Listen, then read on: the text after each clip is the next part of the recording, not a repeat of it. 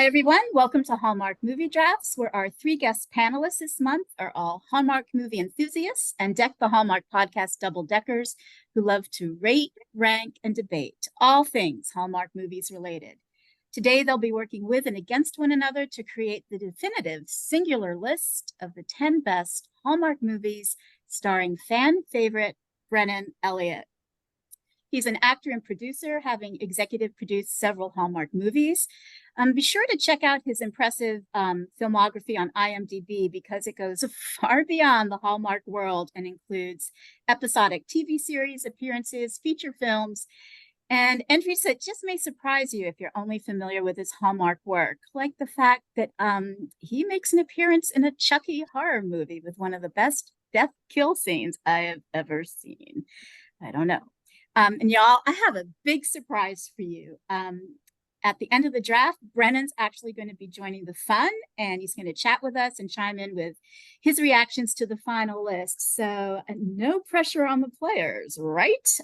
Seriously, he's a great person. What's not to love? He's super talented, super authentic, and genuinely kind. So with that said, I'm Lynn, your host, and with me is my co-host, Erinbeth. And joining today as guest co-host is another Brennan Elliott superfan, Tracy. Yay, Tracy.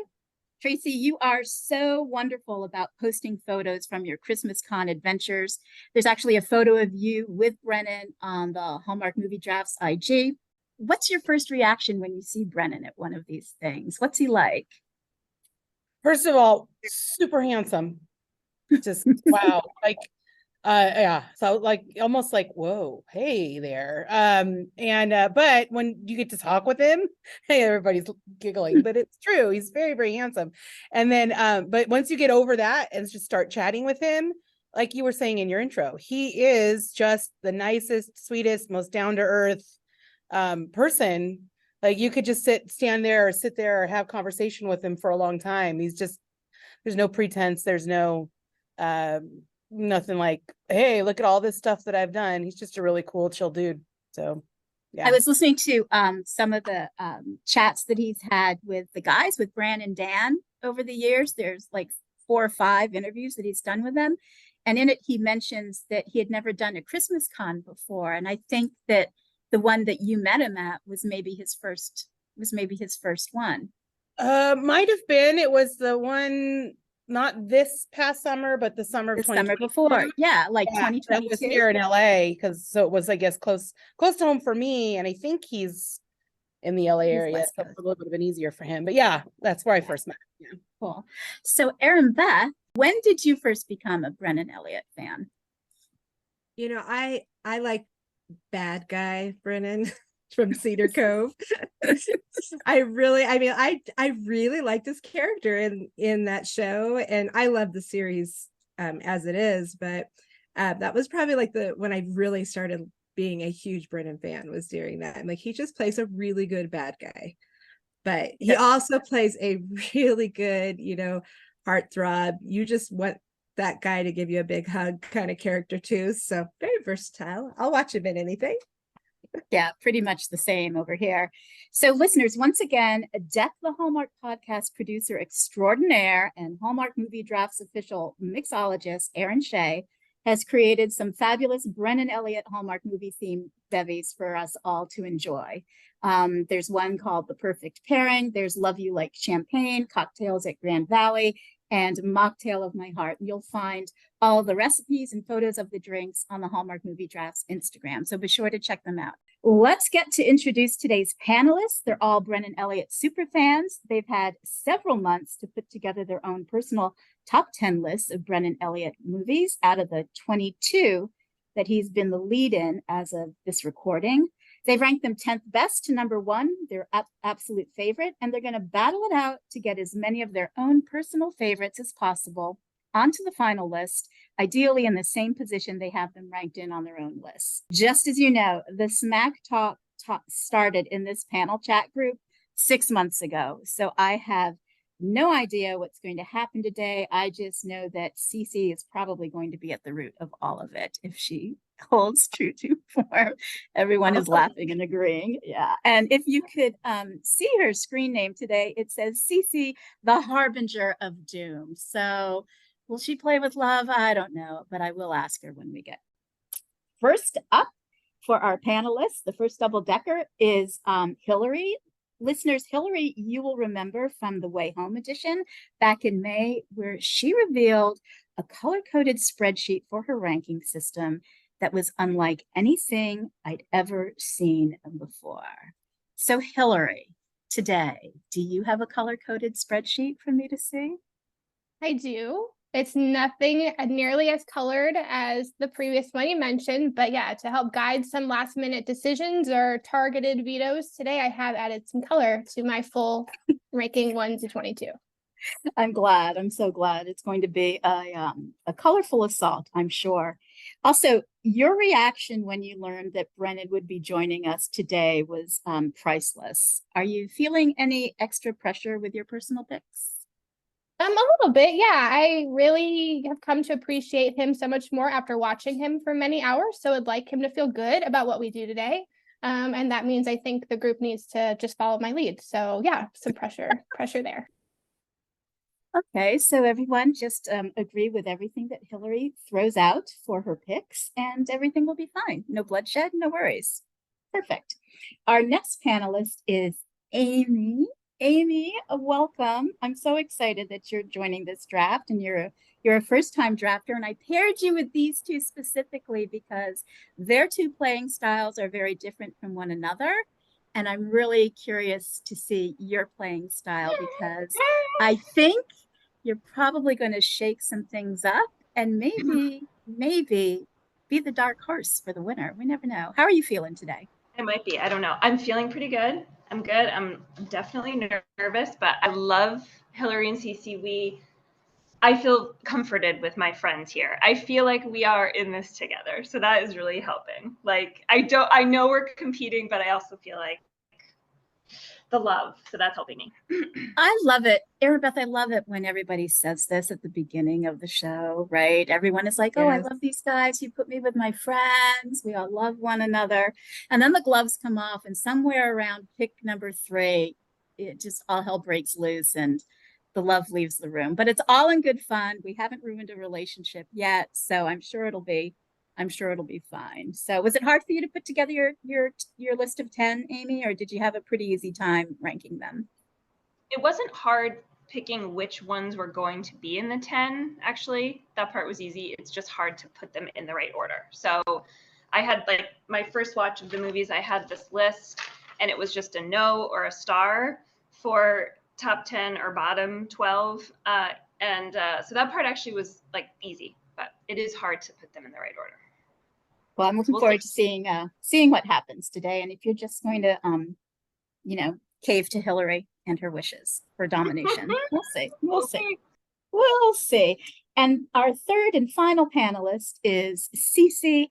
Listeners, Cece made her first drafting appearance in the Luke McFarlane draft way back in November of 2022, where she unleashed a hilarious and unforgettable love rant about all things welding and hardware store related for Luke McFarlane's movie A Valentine's Match. So Cece, for this draft, I'm guessing that you might have some goat love to share if any of the All of My Heart movies come up for discussion.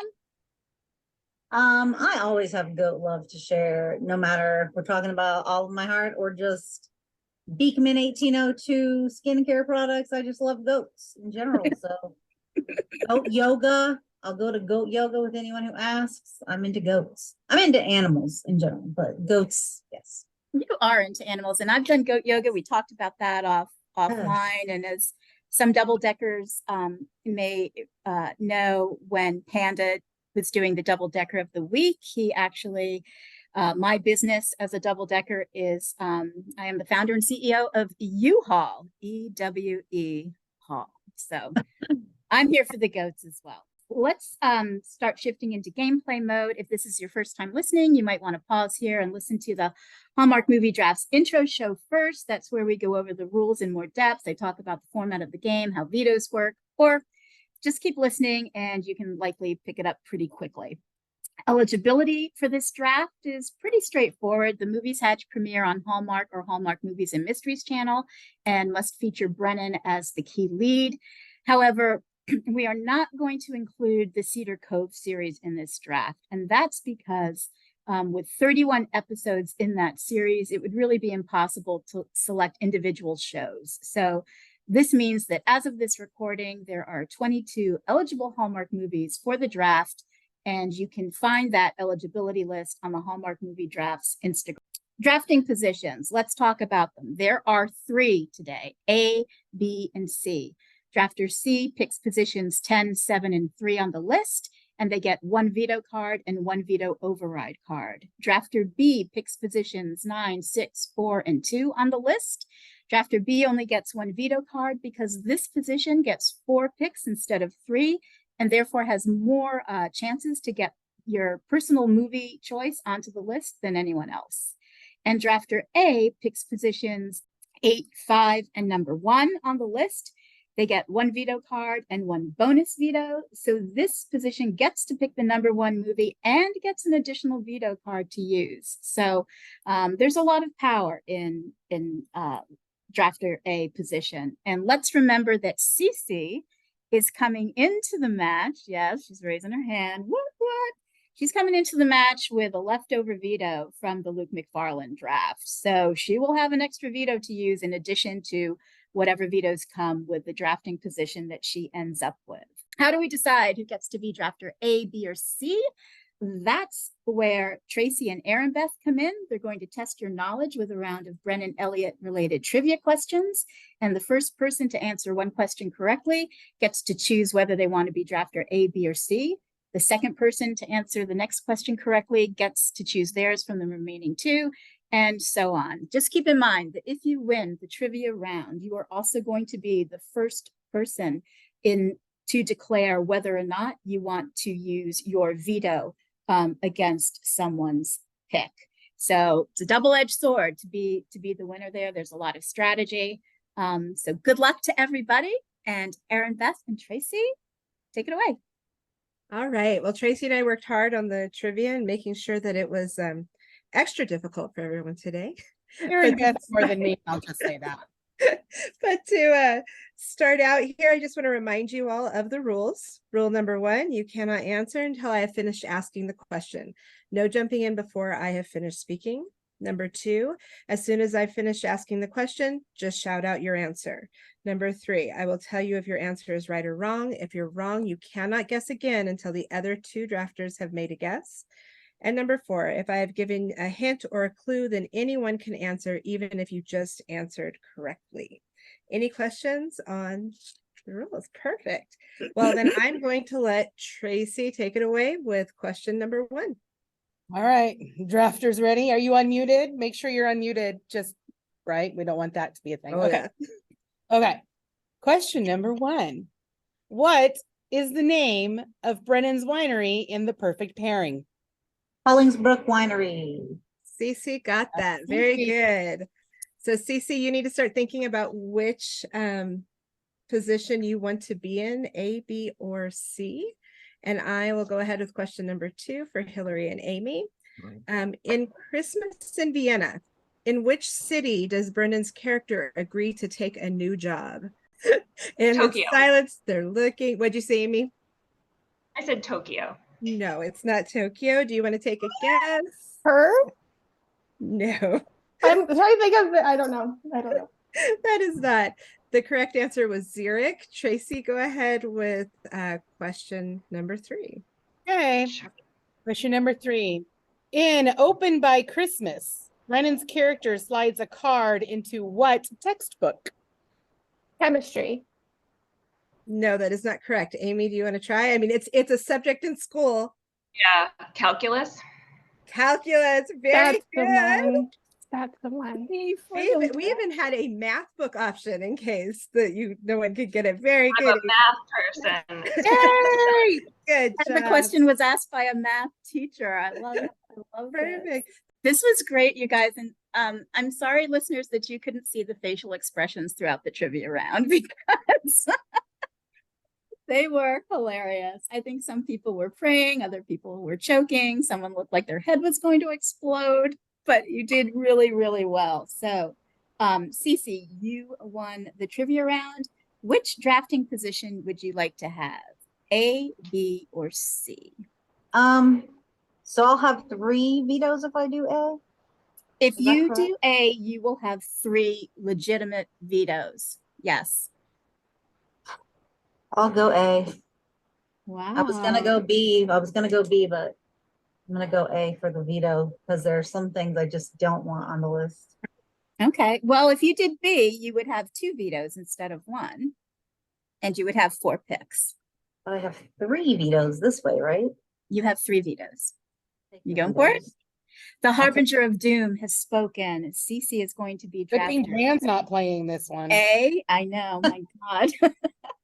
So, Amy, you are next up. Would you like to be drafter B, or would you like to be drafter C? I will be drafter B, please.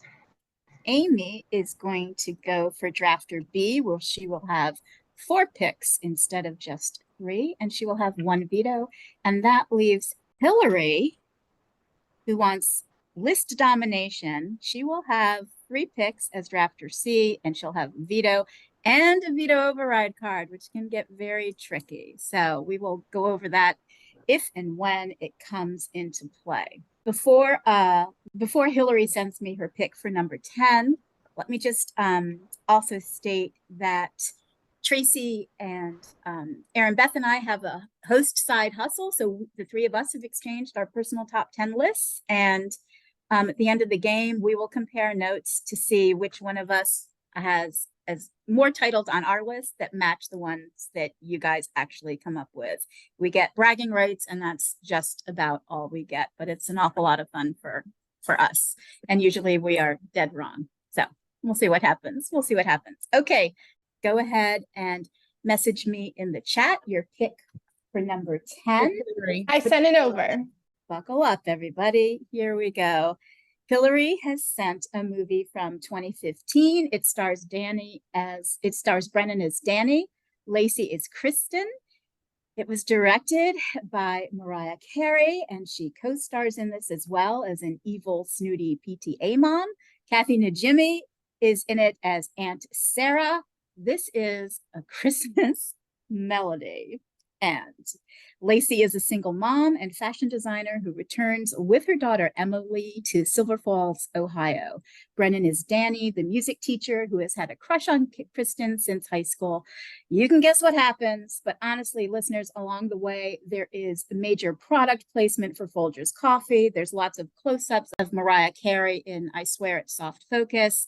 And there's a big musical number at the end that features Fina Straza. That's Emily, the daughter. And Fina Straza, if you don't know her, she was 10 when she made this movie, but she recently starred in an Amazon Prime time travel sci-fi series for 2 years called Paper Girls, which is really good. It's kind of like Stranger Things, but not really. It's about a group of girls who have a paper route in 1998 and time travel to 2019 and meet their future selves. So it's not really for kids, but I wanted to mention that. So I'm glad this movie came up for play. It's an interesting choice. Hillary, tell us why you love it for number 10. It is an interesting choice, perhaps. Was it in my top 10 when I did my initial ranking? No. Was it something that I really debated about today? Yes. This is not a movie. Again, it didn't come up in my top 10 when I was ranking. It was more like high, middle teens. But as I was looking back at kind of the representation of my top 10 and kind of when I think about Hallmark movies that stick out and kind of the pantheon overall, the experience of a Christmas Melody is one that is hard to forget for a lot of the reasons that Lynn already shared. I think this is a great vehicle for Brennan to look like he's in love pretty consistently for an hour and 20 minutes. and to do that while surrounded by complete chaos of everything else. So again, maybe not like, it's one I felt like was owed a shot to be in the top 10 simply because of the experience and the uniqueness of what it offered. It's bonkers, and that is why I put it forward. It's bonkers. It is bonkers. And you know what?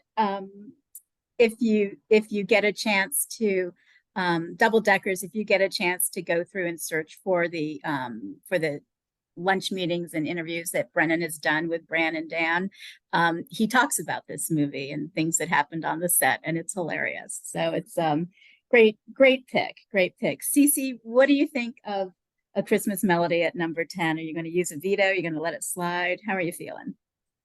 I'm absolutely not going to use a veto. And here's why. It was much higher on my list. And I actually was concerned that this was a movie of mine that was going to get vetoed by y'all. So let it go. Amy, don't veto it. But I have a lot of notes. First of all, if you don't love Oh Santa, that song is a freaking banger. It is so good. There's some choices. Pearls with a velour tracksuit. Mariah is Kathy Najimy, her character reminds me so much of myself. She's like very me. And so like every scene in the diner, I'm just like, yes, she's the best. She's a badass. There was a lot of self-tanner in this movie. Very orange people happening. On Christmas morning, is there anything else I want under the tree besides Brennan Elliott holding a dog? No, that's it. That's the peak. Like Christmas morning scene is like, we're in love. I'm in plaid. It's not a shirt jack, but it's a plaid shirt. I'm holding a dog. Like, it's just so good. I like them. I love the movie. I love when she says, when they're sitting on the piano bench and he's like, in high school, you didn't see me or something like that. And she's like, I see you now. And the chemistry in that moment on the piano bench is great. I actually really like this movie. So no veto for me. No veto for you. Great points. And actually, I actually have in my notes that Kathy Najimy reminds me of my dear friend Cece. So if you didn't say it, I was going to say it. So there it is. Okay, so far so good. Amy, you're next up. What do you think of A Christmas Melody at number 10? You gonna let it slide? I am going to let it fly. It is my 22nd movie. I hate this movie. I knew it. It's my bottom. But I only have one veto. So it's like number 10, like bottom of the list and bottom of my list, you know. If it had been any higher, I would have had to go for it. But I only have one veto. Mariah Carey, God bless her heart, is so excruciating. Like, it's not funny. It's like the movie comes to a halt. It's like whenever she's on it, it's just like time stands still and nothing is happening. And I'm just like, why did they let this happen? The soft focus. So it's sort of like there's one movie and then there's Mariah Carey's movie, and it's appalling. I also don't like I am a single parent, so I don't like single parent movies when the kids are like really wanting the people to get together and sort of invested. And I did. That's my cat. Anyways, it felt a little bit like Brennan's like really getting close to the daughter as a music teacher. It's weird vibes for me. So anyways, number 22, but I'm going to, with the Christmas spirit, let you all have that at number 10 because I have bigger fish to fry. Also, I didn't mention Lacey is so good in this. Like, I thought that Lacey was great. So sorry, I just need a shout out. One of many shout outs to Lacey, I'm sure. I think that's great. Okay, so we have A Christmas Melody locked in at number 10. So for the number 9th pick, Amy, go ahead and DM me your pick. And while she's doing that, Tracy, what do you think of A Christmas Melody? I'm with Amy. It was at the bottom of my list. I think it was, Brennan and Lacey, of course, were great in it. And I love Catherine Najimy, but I just can't get over Mariah Carey. I think because she directed it, every time she was in it, it was like look at me, which is exactly what she is. She's a diva, right? So, I mean, in all ways. So it's just, I'm like Amy, I just couldn't get over that part of it. If I'm comparing it to all the other Brennan movies that we're looking at, it was at the bottom for me. That's why I was like, whoo. Like I said, I love all the other characters in it, but man, I just couldn't get past it. It's good to be the director. I had a friend that worked for her too for a while in New York. So I have you go. I have There some you go. stories off. Okay, I have Amy's first pick ever in the history of Hallmark movie drafts. She has chosen a movie from 2017 where Brennan is Julian Walker, Maggie Lawson is Charlotte Lacey. Charlotte Lacey is a struggling actor who auditions for the lead role as Scrooge in a theater production of A Christmas Carol. And spoiler alert, gets it. There's the added cliche of the theater being at risk of closing. Maggie Lawson, some of us love from Psych. I know we've got some Psych fans here. So Amy, tell us why you have chosen this movie for your number 9 pick. Okay, so I think that this movie is crazy, but I think it's crazy in mostly a fun way. I am a theater person, so I love anything where we're like putting on a play and we're auditioning, and even if everything to do with it makes no sense. I like that they apparently like rewrote in 3 days an entire script. I like that they're like brainstorming. There's some real crazy things there.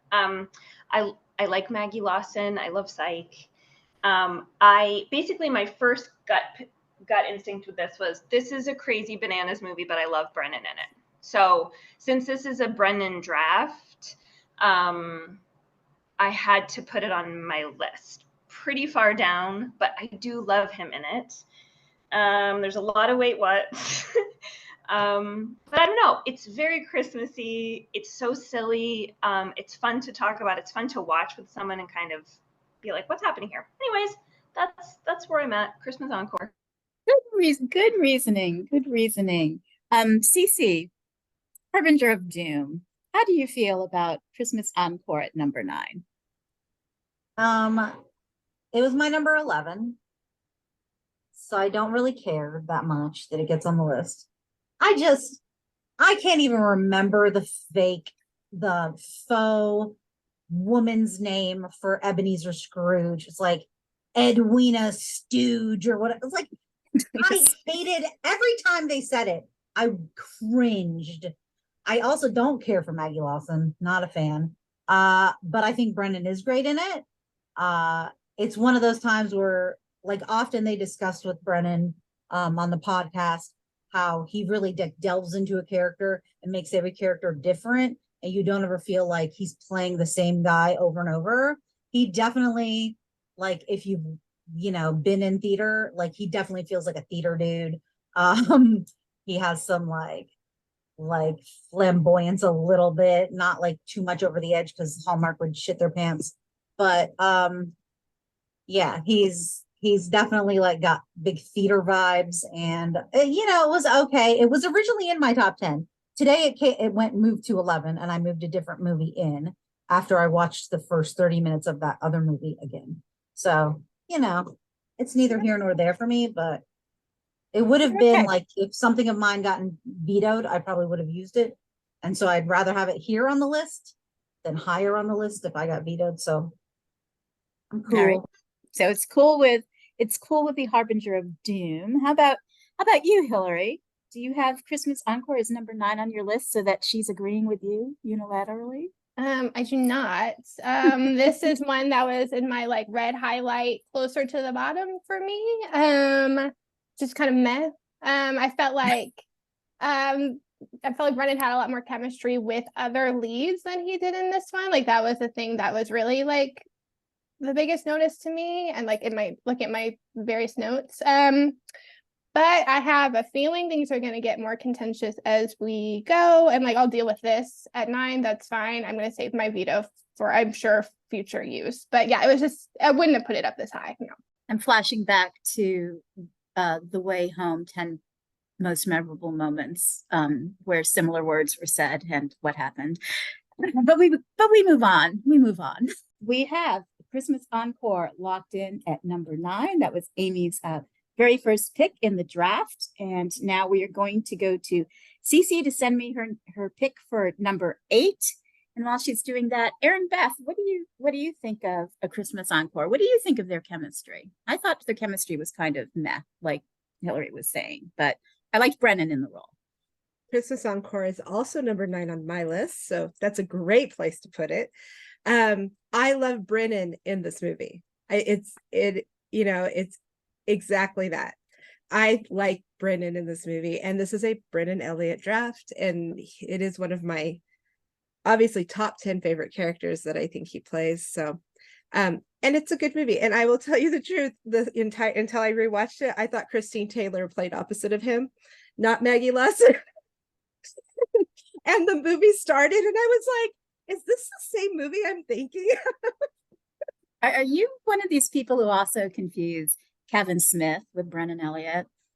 No, I do not do that, but I do know someone that does. So. We will not discuss that on air. But okay. All right. Well, guys, you're like flying through this. So we have A Christmas Melody at 10, Christmas Encore at number 9, and Cece has sent me her pick for number 8. It is a movie from 2021. Brennan is Derek Marshall. Allison Sweeney is Nikki Beaton. It is Open by Christmas. Can I just tell you, my personal list as a host is doomed so far with this draft. I surrender right now to Tracy and Erinbeth. When Nikki, that's Allison. When Nikki finds an unopened Christmas card from a high school secret admirer, she and her best friend Simone, played by Erica Durance, search to find and thank the anonymous author. Brennan is Derek Marshall. He's the romantic lead. There are a lot of Easter eggs in this movie. The Best Buds Flower Shop is a nod to Brennan Elliott's Flower Shop mystery series that he starred in with Brooke Shields.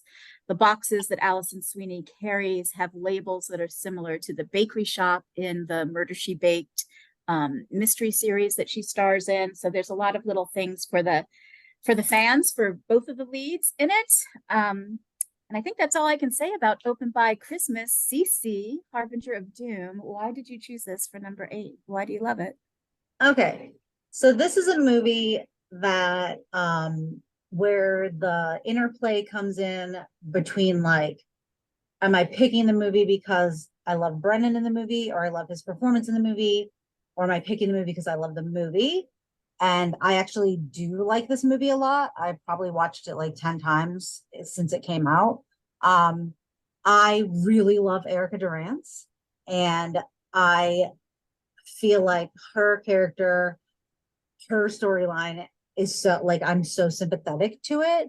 I don't know why, because I don't have a teenage son, but I think because of like just my family dynamics and growing up and moving out and having to move back in and take care of my dad, and just like all the family dynamics of that, like mom and letting go of her child and stuff. So like very little about this movie that I picked it for was Brennan. So it was more the movie as a whole. Although I do like him in this movie because he rarely plays a guy that like lacks some confidence or is kind of like afraid to talk to the girl or to let the girl know how he feels. So I kind of, and just in general in Hallmark, there aren't a lot of like leading male characters who are kind of like that. So I do like him in this role. For me, this was more about like, it's a Brennan Elliott movie, but I picked it because I like the movie. Because I know he's not, I mean, he is like one of the top 2 billed people, I think. Maybe not. This might be the one where he's like, and Brennan Elliott or something, but he's the romantic lead, but he doesn't. Yeah. In the chat that he does with Bran and Dan, he talks about how he's barely in the movie, but tries to make it count when he's there. I love bubble lights. They talk about bubble lights in this movie. They also talk about tamales and pozole being like holiday food, which is cool as half Latino who eats tamales on Christmas Eve every year. So yeah, I like it. I expect it to get vetoed by one of you hooligans. We'll see. I'm gonna let it ride there. We'll see. Well, I think she's referring to you first and foremost, Amy, because you're first up in the veto order in this case. What do you think of Open by Christmas that Cece has played? I actually love this movie. I actually have it higher up, but believe it or not, but I know, look at Lynn, but I am going to leave it here because I'm not going to use my one veto to move it higher. That's silly. I love this movie. I did not think it, there was a handful that I actually put off watching because I assumed I was not going to like it. We can talk about some of those. This included that. In general, Alison Sweeney, I am a Days of Our Lives fan from watching with my grandmother. So I love her in a deep way, but I don't love her always as a Hallmark lead. I kind of like her more as a secondary lead. She doesn't always have great chemistry. I don't think they had the best chemistry, but it was okay. I loved the mom story. I found it very moving. I loved the feeling of Christmas. I loved that house that the mom couldn't wait to get out of. I was like, I love that. That's the coziest house I've ever seen.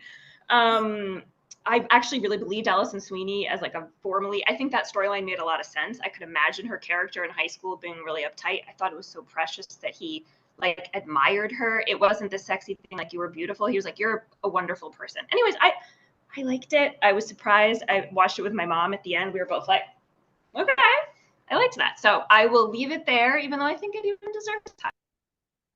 Oh, Amy's a fan. She's going to leave it there at number 8. What about you, Hillary? I'm looking at your goats background from the All of My Heart movies, and there's no goats in this.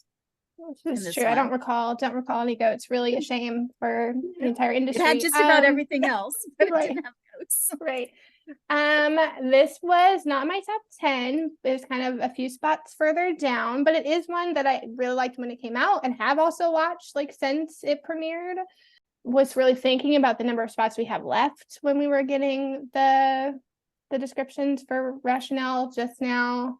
I'm gonna let this one go by. I think we might be close to needing to fight though, because we are running out of spots and I don't really understand where everybody, I don't know what to predict coming next. And I have some things I feel passionately about. So, yeah, I'm going to let this one go. I do think it's a good movie, but I agree. There wasn't as much Brennan as I think maybe it's deserved of things on this top 10 list. It could have definitely used a little more Brennan. Hillary is still playing with love. She's going to let it slide. So that leads us to the number 7 pick, which Hillary is going to send to me in a second. And while she's doing that, maybe I'm the odd man out that just didn't like this movie, didn't have it on my list. Doesn't matter that I can tip my hand here. Tracy, how do you feel about it? It was right in the middle for me. I know everybody's been talking about, well, I like Brennan in it. It's a Brennan draft. I will just come out and say I like Brennan in every single movie that we watched. So I had to, like, there was nothing that I didn't like about him in any of these movies. So I definitely had to just go based on, do I like this movie like better than the other ones? Because while I was watching it, I was like, there's got to be something, like, everybody has, maybe there's one that can slip below. No, I just left him in all of them. So this one was kind of like the middle of the road because we didn't get a whole lot of him, but yeah, it's like right now. But I don't know. I think I'm with you on this one. I think you still might beat me, Lynn, because yeah, this is not looking good for me. I have Hillary's pick for number 7, and before I read it, I will just say that my good friend Erinbeth, when she sent me her list, when Tracy and Erinbeth sent me their list for their personal top 10s for our competition, I do look at those, and I texted Erinbeth and shamed her about this movie being on her list, where it appeared, and I am the one with egg on my face because there you go. So I'm glad there's no prizes. I really like this movie. No, but that's okay. To each his own, and it's all good. We do not pick shame here on Hallmark Movie Drafts. Anyway, so Hillary has submitted a movie from 2018 for the number 7 slot. Brennan is Leo, Danica McKellar is Kelly. Burned out from the hubbub of the Chicago art gallery world, artist Kelly returns home to picturesque Grand Valley just in time for Christmas. She's hoping to spend that time in her hometown, and she's hoping that will reignite her love for art and guide her down her next path. She crosses paths with Leo, who is a great dad and to his kids, and he's a businessman, but he's struggling to balance his time during this holiday season. And he's assigned to review the hotel at Grand Valley for its value. And he sees this as a perfect opportunity for his Christmas family vacation. And it isn't long until Kelly and Leo's worlds collide. Hillary, why do you love Christmas at Grand Valley at number 7? I should start by saying I was shocked that this was in my top 10. I went into watching it being like, I didn't remember liking it a ton. Like I didn't have a memory of liking it a bunch. And I don't know if it was just when I was watching it, like the number of things I had watched before it or what, but I was really vibing with it. Felt like the love story and the chemistry with Danica and Brennan was really good. Like it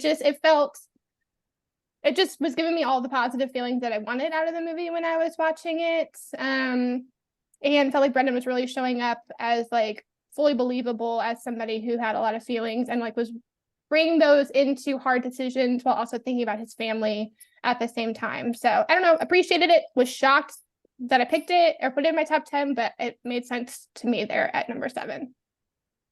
Okay, so Christmas at Grand Valley makes sense to Hillary at number 7. Cece, does it make sense to you at number 7? It makes no sense to me at all on any list ever in history, so that will be vetoed. I hate this movie. It's a freaking snooze fest. I can't stand Danica McKellar. So if you're ever having a Danica McKellar draft, I'm not your girl, because 0s to all of them. No, not on my list. Not on her list. She's it's on my list. Why, but I think I understand down at the bottom. Why. Okay, off it comes. So Cece has used one of her 3 vetoes. She still has 2 vetoes left. And Hillary, you can send me your next best pick that you think for number 7. And just as a reminder, even though it's been vetoed, Christmas at Grand Valley is not out of play. It can come back higher up on the list. Anyone can choose to play it if they want to see it there. Okay. So just keep that in mind. Okay. I have Hillary's pick for her replacement pick for number 7. It is a movie from 2017. Brennan Elliott plays Brian Howell. Lacey is Jenny. This is All of My Heart in Love. It's the second in the 3-movie series that premiered between 2015 and 2018. In this one, Brian and Jenny are preparing for the big opening of their bed and breakfast, Emily's Country Inn, when a huge storm hits Bucks County. Return to Wall Street to boost their funds while Jenny scrambles to keep the opening on time. They're legitimately becoming better friends throughout the movie. And so I like that, or throughout the whole series. I found it slightly insulting that somebody who's devoted their life to a blog about bed and breakfasts would change their mind simply because Tommy walked in. She was about to give it a bad review, and then Tommy walked in, she's like, hi. I find that whole, I love Tommy, and I don't even know, Denise is what I have written down, but I think that's her fake name. I love them together in the end in the 3rd movie, but I feel like that whole breathless, hi, I can't fend for myself. I need more outlets. I'm going to change my whole opinion of this place based on this tall drink of water, which I might do, but I was just going to use that phrase because he literally is a tall drink of water. He is. And I kind of want to know how tall that guy is, because Brennan's, from my seeing him in person, he is kind of on the shorter end. So I feel like, is this guy really that tall? But if he played Colossus, then he probably is Yeah, that he tall. plays Colossus if you watch the X-Men, if you watch the X-Men. Their All little right. dance scene at the like whatever, like the thing where the mechanic is playing with his band. I think that's this one. They have like a dance scene where like the power goes out, but they just continue to dance. That scene really means a lot to me for some reason. I was like, I've never been to a country dance in a barn, but now I want to go. The ensemble is really good with the like, there's a scene in this one where they're fighting because he keeps going to New York and she's like, I need you here to support me, but they're like all in the same room at breakfast, and there's like palpable like cringe, like awkward stuff that like everybody in that scene is responsible for kind of like a different way to react in a cringy way that I really love. Like some people are trying to kind of like play it off. Some people just want to like exit like get out of this situation. So I thought it was really good. I thought all three movies were really good, like ensembles. This one is a little like shocking if you watched all three in a row because it's a very different house. They suddenly have a cordless phone, not a rotary phone. Like everything is different. The town is completely different. It's like, all right, so you didn't go back to the same location, but it just was like, I watched them right in a row. So I was like, what? But They still had goats, and that's they fine. had goats. The goats looked totally different than the first goats. And then the third movie's goats looked more like the first goat, but whatever. Well, goat stand-ins happen. There's goat rules with I'm sure. with the unions. There are union goat rules. I was gonna say maybe the goats were on strike. It could be a goat strike. Amy, what do you think of All of My Heart in Love at number 7? That's okay with me. I had it lower. This movie really stressed me out, like big time. I love the franchise, but this particular one, the tension, the back and forth, I feel like it was very triggering from things that's happened in my own life that we don't need to go into on a public podcast. But too triggering for me. But I'll leave it. They love it. I love the franchise. I love Jenny and Brian. It's all good.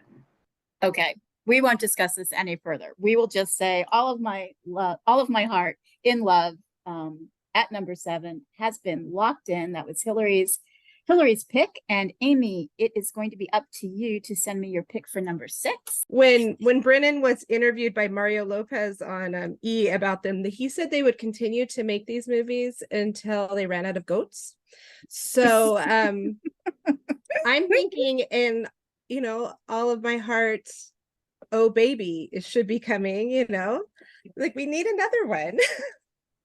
We do. People love these. I love these it. movies. I think that is so funny. Until we run out of goats. Well, there we go. Like I said, goat stand-ins happen, or soft focus goats might help. Someone get Mariah on the phone. Soft focus goats could help. Okay. All right. So I have Amy's pick for number 6. Just a quick recap. We have A Christmas Melody at 10. Christmas Encore at 9, Open by Christmas at 8. We just locked in All of My Heart in Love at number 7. And Amy has put forward a movie from 2009. Bonkers fun, especially when the kids are just like terrorizing their nannies. I'm a big Vanessa Marcel fan. I will watch her in anything. She's made a couple of Hallmark movies that are some of my favorites, that are equally crazy and bonkers. So I applaud your pick for the Nanny Express, and you'll see where it appears on my personal list. But for now, we go to the Harbinger of Doom. Cece, what do you think of the Nanny Express at number 6? Do you love this movie? What are you thinking? This was the movie that earlier today was number 11 on my list, and I moved to number 10. So I'm cool with it. The same way Amy is a big fan of Allison Sweeney from watching Days of Our Lives for years, I'm a big Vanessa Marcel fan from Brenda from General Hospital for years. I just really love her. I don't know. I think she's like an underrated actress. I know, like, I kind of got mad when I listened back to the Brennan podcasts with the boys. I think one of them was just like, Vanessa Marcel, there's a name. And I was just like, yo, do you watch General Hospital? Because she is a hell of an actress. she's great. I think this movie, I'm wondering if this is the one that Amy had told me there was a movie she was afraid I was going to veto because I hated some of the characters. I'm wondering if she thought I was going to veto this because I hate those children, because I do hate that girl. She was very punchable, but that means she's a very good actress at the same time. Like, if you want to punch someone in the face, they're a good actor, or they're just a really terrible person in general and they're just being themselves. I don't know which it is for her, but let's give her the benefit of the doubt. I also just in general kind of hate the plot of like, oh, we're privileged kids who are privileged enough to like be able to pay for a nanny, and we're going to make this working class person's life a living hell. That offends me as a working class person, but I set that aside for the love of Brennan. And there's one scene where I just couldn't stop laughing because they try to do this like hipstery, like 2009, like messy situation with Brennan's hair. And there's one part where it's like the back was just sticking up like bedhead. So I got some laughs from the hair. I wrote spring for a better tux next time with a lot of exclamation points, because he had on a tuxedo at one point that looked like it was made from polyester. And I was very offended at that. But, you know, what are you going to do? It was Hallmark in 2000 and whatever. Okay. I don't love a religious themed movie, but I felt like this sprinkled it in enough that it wasn't like overwhelming that if you aren't Christian, like you would want to turn it off. That is in my notes too, which I am Christian, but I'm just saying like sometimes they go real heavy handed in these movies. And this one, I felt like it was just right. So I think this is the perfect time to maybe pause for a second and reflect, as we did with Taylor Cole, Brennan's hairstyles and Brennan's hair in the different movies. Yes. So Hillary is raising the roof. Hillary has a lot to say about his hair, and she's scared to say it because she thinks he's going to hear it. So Hillary, I will lead the way. Okay. I have often made the remark that I think that Brennan Elliott is an incredibly handsome man, not just a talented actor.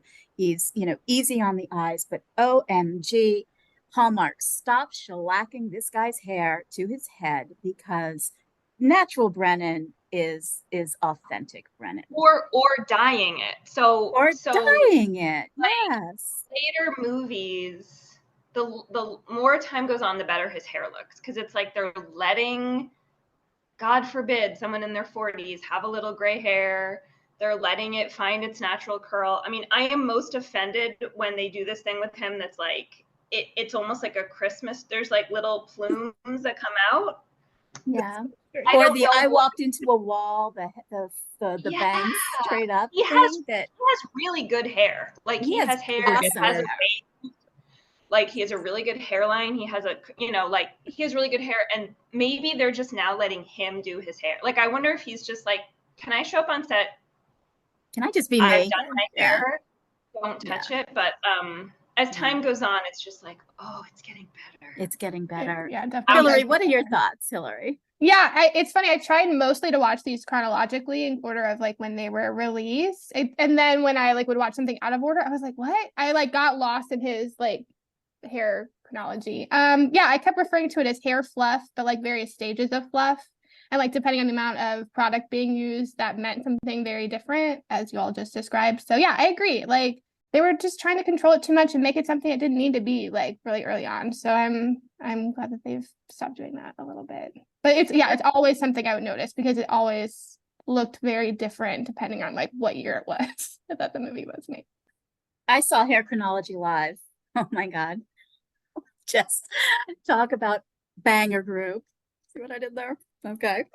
Sorry. Tracy, weigh in on Brennan's hair. Everybody needs to have their thoughts. What are you thinking?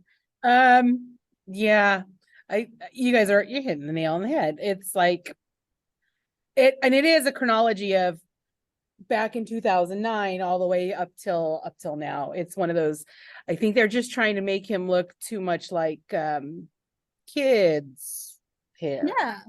Like not all of us are 22. Like what's the in thing for like young 20 somethings to have their hair look like? And he's not. He's a very distinguished now, especially now. He's not a child. He's not a man child.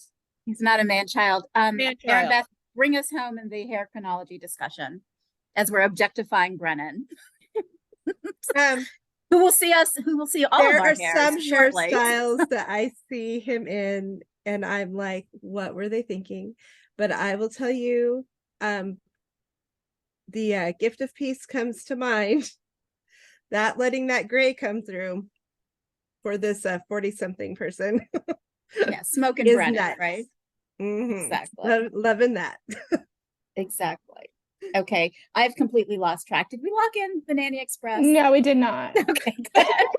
Hillary has thoughts. I know. I can tell. Hillary has thoughts. Okay, We did Hillary. not. It was not my 11 or 6 or wherever we are. It was my number 21. I did not. It felt very old Hallmark, which is what it is. Like 2009 was a very long time ago. There was a whole other set of ways these movies were made and the feel that they were. I thought that Brennan just wasn't nothing. A lot of things that happened didn't feel earned to me in the way that he engaged with his like co-star, and that really bothered me. I was like, why is he acting all mopey? Like nothing is. I just didn't buy it too much of the time, and so I wasn't. I just didn't buy it, so I didn't like it. And like that's not the first time that's happened in any of these movies. You know, it really just depends on the material they're given. But just there are lots of things that I liked a lot more than this, obviously, based on where it was. The bonkerness I could have maybe forgiven if I had like bought more about the lead storyline. And I'm gonna veto it. I'm gonna use my veto. It's out.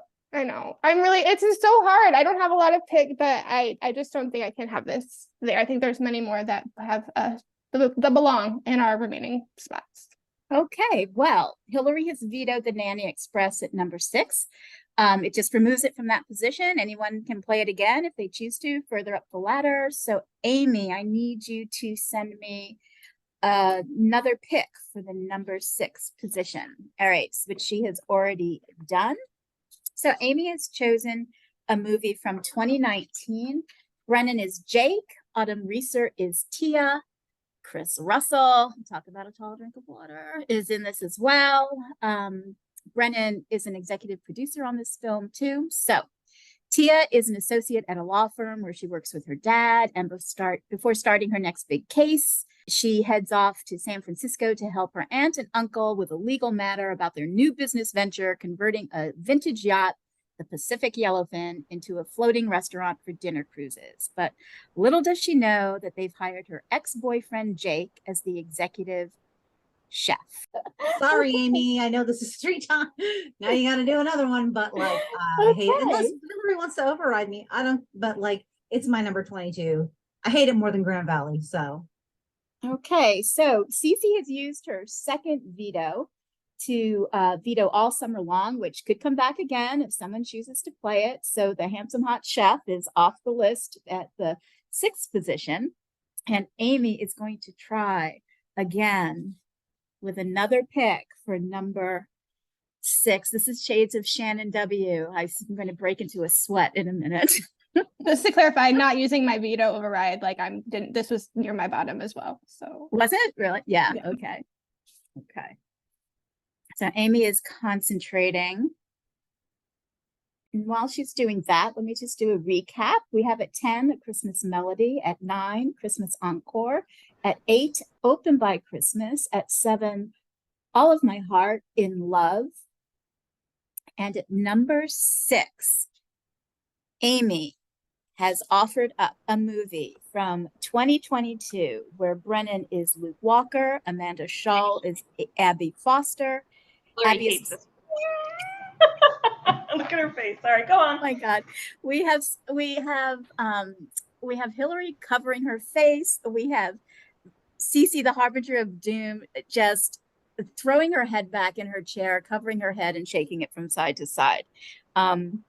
This is merry-go-round. Abby is a successful executive moving to Paris and planning to marry Edward, who is played by Zach Santiago. Life is perfect until she learns her divorce to her high school sweetheart, Luke, played by Brennan, is not exactly official.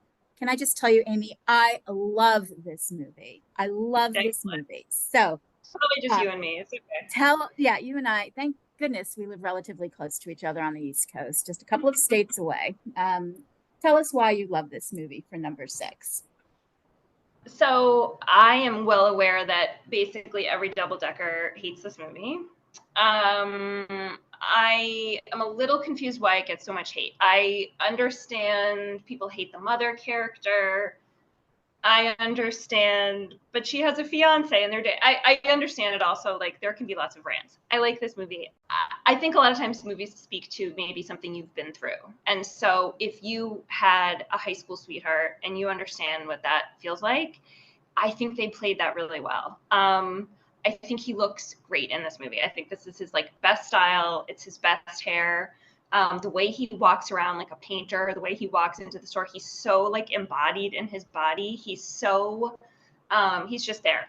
People thought it was lackluster. I'm sort of like, I don't know what to say because I don't want to go so hard on a movie that people hate. It's not that fun to then have people be like, it's atrocious, but I like it. I do. That's all I'm gonna say. Great pick. And I good reasoning. Yeah, so we'll leave it there. Great pick, good reasonings. You know, one of my favorite tropes is the one that I drafted in, which is the fake relationship, and parallel with that is also I forgot I was married, or I forgot to get a divorce or something. To me, I don't take it seriously. So it's to me, it's just this fluffy sort of whatever. That's what I typically enjoy Hallmark movies for, fluffy sort of whatevers. And, you know, you take the big sads and you take the more serious stuff as well. So we have that.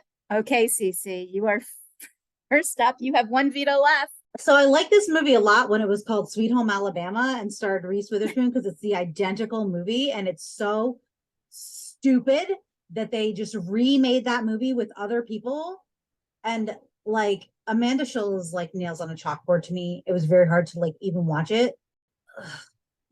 But I'm not going to veto it because I'm going to save my last veto. But like this was Sweet Home Alabama. It's just Sweet Home Alabama. It's like a like low rent Sweet Home Alabama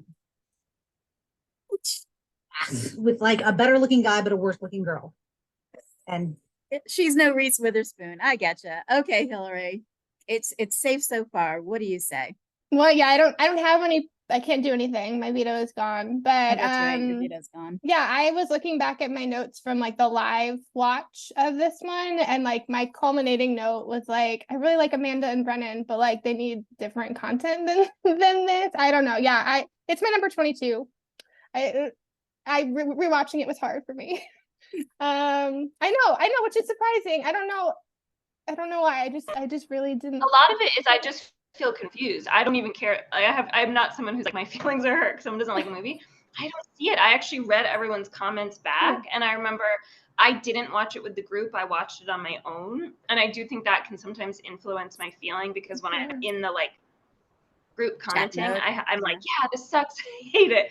I don't know. I'm more like puzzled. I'm trying to see what other people are seeing, and I genuinely feel like chemistry, and I was moved. I was like moved by it. But anyways, Cece's right. It's definitely a redo. Anyways, thanks guys. I guess it's staying there. Sorry. It's staying there at number 6. Don't be sorry. I applaud you. Don't be sorry. Stand by your picks. This was, you know, great dialogue. Okay, Cece, send me your pick for number 5.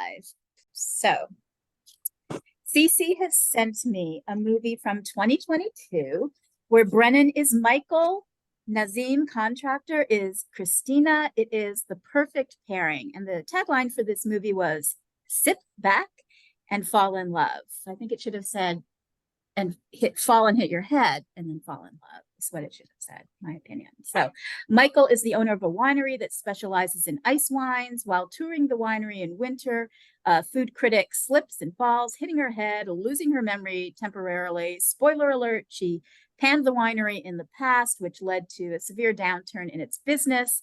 And as she recovers at the winery, she discovers her true heart's desire and forms a romance with Michael. Will she lose it all when her identity comes to light? Cece, what happens? Will she lose it all when her identity comes to light? Why do you like A Perfect Pairing at number 5? There's so many reasons I like this movie. actually probably rewatch this the most, like in this draft, because I usually try to watch everything at least twice. But sometimes like in the past couple months, I've just been like, I'm just bored. Let's watch that again. There's a lot of things I like. First, like right away, I love ethnically appropriate mother, not just woman with some tanner on, you know. They're talking about things that are like relevant to Indian people and cooking. And I liked that. I don't know why I said that. I don't totally understand. Like, I get it why the dad is so hesitant to let him make the ice wine, but like you're already growing the grapes and they're already about to be frozen. So just like stop arguing about it. Aside from that, like just too many kind of like arguments about, and like you already have this room where you're like pumping this cold air into like all the time. Like you're already wasting the money on the ice wine. Like just do it.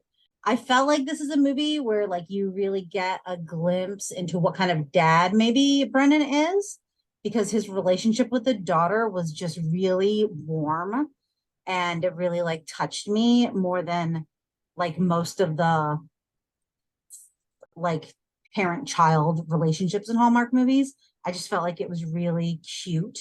Retrograde amnesia, baby, in all caps. I think Nazneen Contractor is starting to become like one of my favorites. Like I'm actually seeking out things that she's in besides Hallmark movies because I just think she's a really good actress. I find her beautiful, radiant. Oh, I do have this written down. I hold no ill will towards a stranger that I don't know trying to make their way in the world as a hairstylist. But the one on this movie should never work on a film again. Everyone's hair is bad, as Dan would say. It is at an awkward growing out stage for Brennan, and he just looks like he has terrible bedhead throughout the whole movie. And then I put, wow, they sprung for the new Radical song. You get what you give. There was a big woo moment at the end that I feel like was kind of maybe something that Brennan said they did that in one take because it was so cold out and like the wind was so bad that their stuff was blowing over. So they just have one take and then he's like, woo, or whatever. And I was like, I'm pretty sure that wasn't in script. He just did that like, let's get out of this cold air. So I also found it interesting when I listened to the interviews about it, how they were making this during COVID and had to stop and go back and finish the movie like months later. So I thought, I can't tell the difference between the parts that were pre and post. I think the like boyfriend was just the right amount of like douchey that like he wasn't a jerk and you like didn't like hate him as a boyfriend, but also you're like didn't care that he got dumped. Sometimes like I feel bad for the person getting dumped or left behind, but he's like just douchey enough that you're like, well, that's cool. You didn't do anything wrong, but you're also not the best boyfriend ever. Yes, we all know that Brennan drives a convertible in this movie in the middle of winter in upstate New York. But what I noticed in rewatching, and I don't always rewatch the movies if I still have a good sense of, direction and stuff. But what I noticed in rewatching this movie is that scene where he discovers who she is and she's standing there with her boyfriend as he gets into the convertible and backs it out. He hits the button to put the convertible top up as he drives away. Like top down is only for romance. Top up, I'm going home and I'm over you. And that was like hilarious to me. So I'm glad this movie was offered up as a pick option. Let's see if Amy is going to let it stay at number 5. What do you think, Amy? A perfect pairing. I don't like this movie. I actually thought I was going to love this movie because I think a lot of people had. So this was one that I went into being like, I saved it for a night that I wanted something and I was going to really like, and I didn't like it. And I almost don't have good reasons. I think it's sort of just like, I didn't enjoy it. I did not like their romance. I did not understand so much of why he wasn't allowed to make ice wine. I don't know why she was being held captive and couldn't get medical attention for her amnesia. It kind of like left me cold. I didn't feel anything, but I don't have anything really funny to say about it other than just I didn't really like that. So I am going to veto it because it was low down for me. Amy is using her one veto to veto a perfect pairing at number 5. I don't know, Amy, kind of calling someone like a hostage is kind of reason enough not to like a movie. I don't think you're entirely wrong. I'm a very like anxious medical person, so if someone fell on my thing, I'd be like 911. I wouldn't be like, come into my. Anyway. I think that's hilarious. Okay, Cece, I need another one for number 5, please.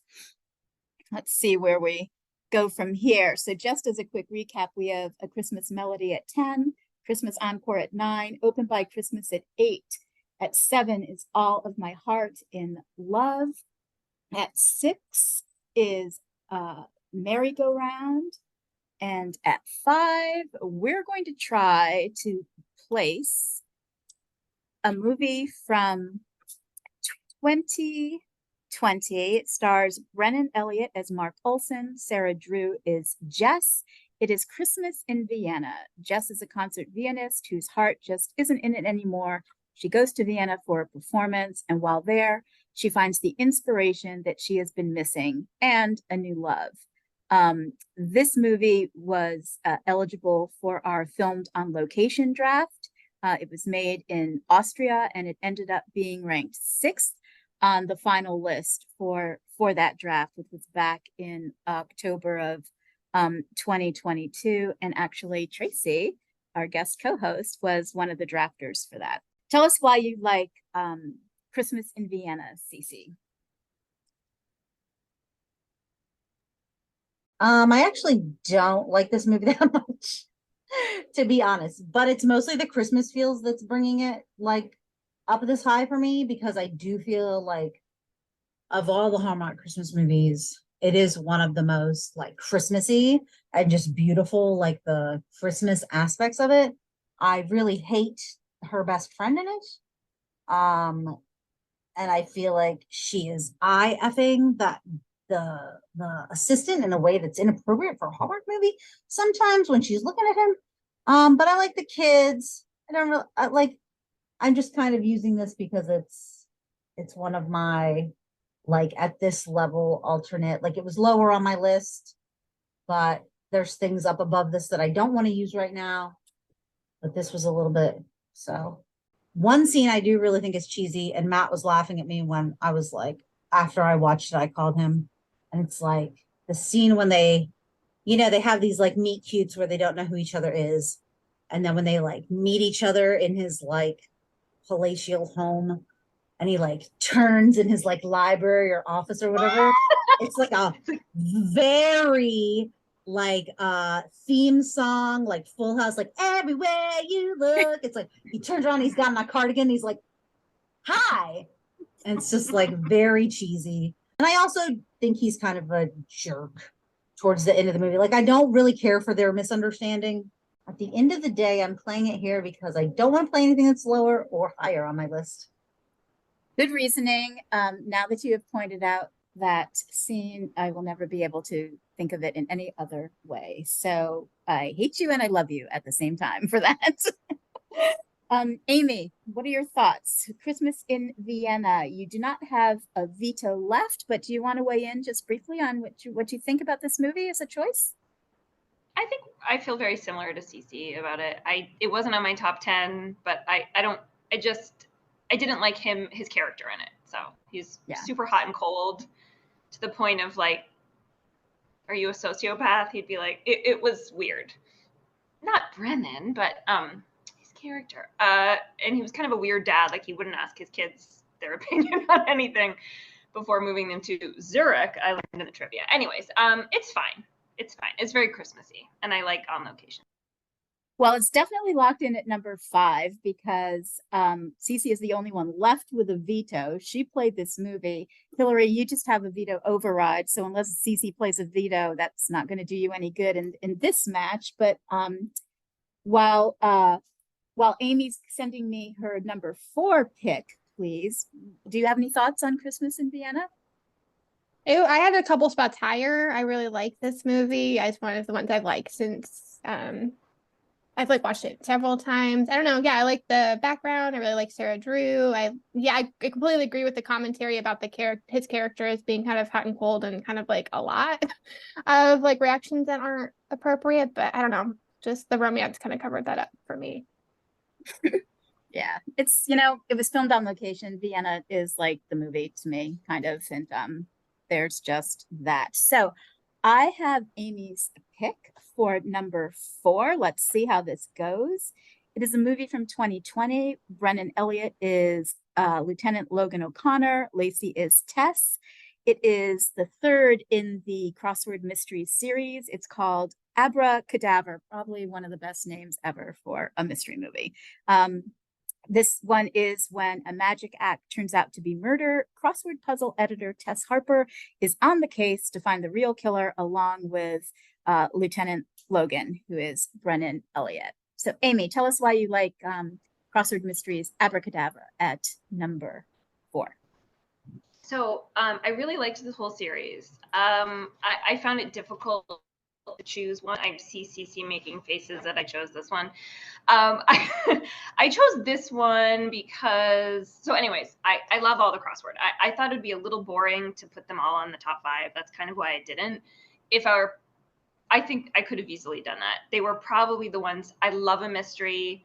I just love a mystery. So I say they were my favorite thing that I watched of all of them, just to put that out there. I found them really enjoyable. I love Lacey and Brennan together. And I think by the 3rd movie, they had found he's a little stiff in the first one. He's like warming up to his character. By the 3rd, it was clear, okay, we're interested in each other. We don't get a kiss, which is a little controversial that I put here because we had to wait for that kiss. But there were times I was genuinely like, my heart was beating a little. She's like going through with her little outfit and her high heels going through the heels of this magic castle. And they're like, I loved when they were locked down together in the basement, and there's like, I thought it was good. I thought it kept me on my toes, and it's just a good series. So there had to be somewhere. This was probably a little bit lower on my list, but I think it's pretty. Cece, you were the only one left in the game with a veto. Is this going to stay at number 4? What do you say? Yeah, I'm not going to use a veto on this because I just want one of the crossword mysteries to be in here. Because I like all of them. My favorite one is Riddle Me Dead, probably because of the kiss, but also because I'm obsessed with Jeopardy, and I've tried to get on Jeopardy a bunch of times, and I'm like, that was me and my dad's thing, was to watch Jeopardy every night. So I really love the 5th one. But I just like the crossword mysteries were I started with the mysteries when I started watching everything for this draft, and I don't generally even watch the mysteries at all. So I had never seen any of them. So wait, you had never seen this series before? No, I had never watched any like of the mystery series. I might have watched like 1 or 2 of them here or there, but I'd never seen any of the crossword mysteries because I was always like, this sounds stupid. Like a crossword puzzle, like helping people figure out, like, this sounds ridiculous. But I love, I hated the flower shop mysteries. I loved the crossword mysteries because I also like, what is that actor's name? He's on their little crossword team. Where am I? I don't know. I know. Cardi Wong. Oh yeah, Cardi Wong. Yep. Yeah, love him and everything he does in Hallmark. I wish he had like bigger roles. Just like kind of how we all feel about Antonio is how I feel about him. Like, give him some leading man stuff. I'm good with it because I don't know what the heck y'all are going to play for the next 2 seasons. Agree about anything. So I'm gonna say veto. All right. Well, Crossword Mysteries Abracadabra is locked in at number 4 because Hillary only has a veto override. So Hillary, if you send me your pick for number 3, yes, gang, we're at number 3. If you want to also chime in on what you think of Abracadabra while you send me your pick, feel free to do so. Yeah, like I said, this was the first time I'd also seen the Crossword Mysteries. I had a hard time figuring out like my priority order for them as well. I feel like they weren't together enough in it. Like, I wish they had their characters had more time together, but I really liked the time that they were together. Okay.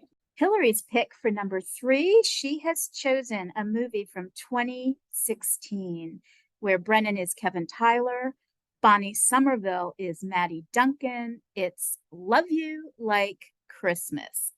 Maddie, a high-powered marketing executive, is on her way to a client's wedding, but her plans are derailed by car trouble. And when a fork in the road leads her to Christmas Valley, Ohio, she meets Kevin, Brennan, who's a widower with a daughter and owns a Christmas tree farm, which of course is failing. It's fallen on hard times due to a natural disaster. This unexpected encounter, along with being befriended by strangers who make her feel like family, start to make Christmas Valley feel like home and have her questioning what she's really been missing in life.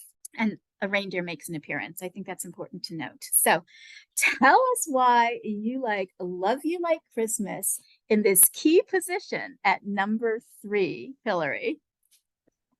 I mean, I feel like all the ones I put down, the ones that I've offered are ones that made me just like feel really good. And this one just made me feel really light and like things were pretty. I thought the relationship and chemistry between those two was just so like, yeah, it just felt very light. Lots of really great long eye contact between the two of them. I think that's just something I noticed after doing a bunch of the mysteries, and then I would like pop into a Christmas one, was like, oh yeah, like we spend so much time on the romance and the Christmas ones, obviously, because we're not like doing this mystery business the whole time. We had some fluffy hair from Brennan. I don't know. I felt like the energy was good. It felt very positive. I felt very good on the other side of it. It was ridiculous, as many of these are, but I had watched it before and liked it, and then I still liked it this time. So I think I don't know what's going to happen for 1 and 2, and it sounds like I like some of the mysteries that other people didn't like, so I think this one may be better received at this position. Perhaps we shall see. Good hair on Brennan, reindeer, and I do love the trope about, you know what, that car part, it's going to take a while. Again and again and again. If we learn nothing in our Hallmark handbook, it's, don't break down in a small town. Cece, what are you thinking about Love You Like Christmas at number 3? You are the only one left with a veto.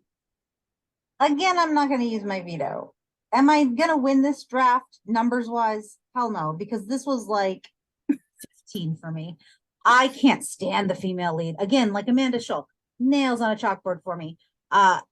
She's not sympathetic to me. I just can't stand her. She's like a lot, like whenever it's like a big businesswoman gets stuck in a high-paced woman from the city gets stuck in a small town and they can't let go and just like deal with what they're facing. I hate people like that in my real life. I would like hate her. So like I was totally unsympathetic. Don't think she deserves Brennan Elliott or his daughter or whatever else was happening in that town, because I can't even remember because I hate the movie so much. I only watched it once. But I'm gonna let it go because I'm far more scared of what Amy's gonna pick at number 2, since I clearly have totally different tastes than these 2 human beings. So I'm just gonna let go. I'm gonna assume that I've lost this draft. It's fine. You never know. I don't think any of us won this draft. And y'all better play what you want to play at number 2, because I still have number 1 and nobody has a veto. And I'm just saying. I know. If I think I won't replay something, I will. Hillary, I love that movie, Hillary. So Amy loves the movie. Hillary can't stop it either, even though she played it, since Cece didn't stop it. So let's move on to the number 2 pick, because the suspense is killing me. Amy, send it on over. This is Amy's final pick. You got it. On the no list, idea what it's gonna be. Amy has chosen a movie from 2022. It stars Brennan as Michael, Nikki DeLoach is Tracy. It is The Gift of Peace. And the tag, oh my gosh, I can't tell by these reactions. Cece is being Cece, and Hillary will not even look at the camera head on and is covering her face. Okay, so the tagline for this movie was, "Faith keeps every promise our heart makes." After her husband's death, longtime devoted Christian Tracy stops believing, and on her second Christmas without him, she visits a support group in search of comfort and inspiration. There are a lot of poignant moments in this movie. She connects with Brennan, who leads the support group. And I think I'm just going to leave it at that because I do have thoughts on the movie, but I will save them. So, Amy, tell us why you like The Gift of Peace at number 2. I did not know where to play this movie at all. At all. It's been in every single position for me. I'm not Christian. I'm not religious. I put off watching this movie. I didn't watch it in real time. I didn't watch it in 2022. I only watched it for this draft. It was the very last movie I watched. I ultimately chose it. I did not have it this high, but I didn't want to leave it off the list. That's why I was like a little scared to put it at 2. I very well could get vetoed. However, I think it really showcases Brennan's acting better than any movie. I am really moved by his acting in this. I really feel like we saw sides of the real Brennan. I feel like I just was moved. As much as there's stuff I don't like to be manipulated with my feelings. As much as I had to live through my kid's dad when we were married, he had very serious cancer. It's very triggering for me to watch anything about cancer. And I'm sure it is for everyone here for different reasons. I would never watch this movie. I wouldn't sit and watch this movie again. But I think it deserves a place for what it's attempting, what in some ways I think it really accomplishes, and for his acting chops. Beautifully said, Amy. Beautifully said. Cece, you are up first in the veto order. What do you say about The Gift of Peace at number 2?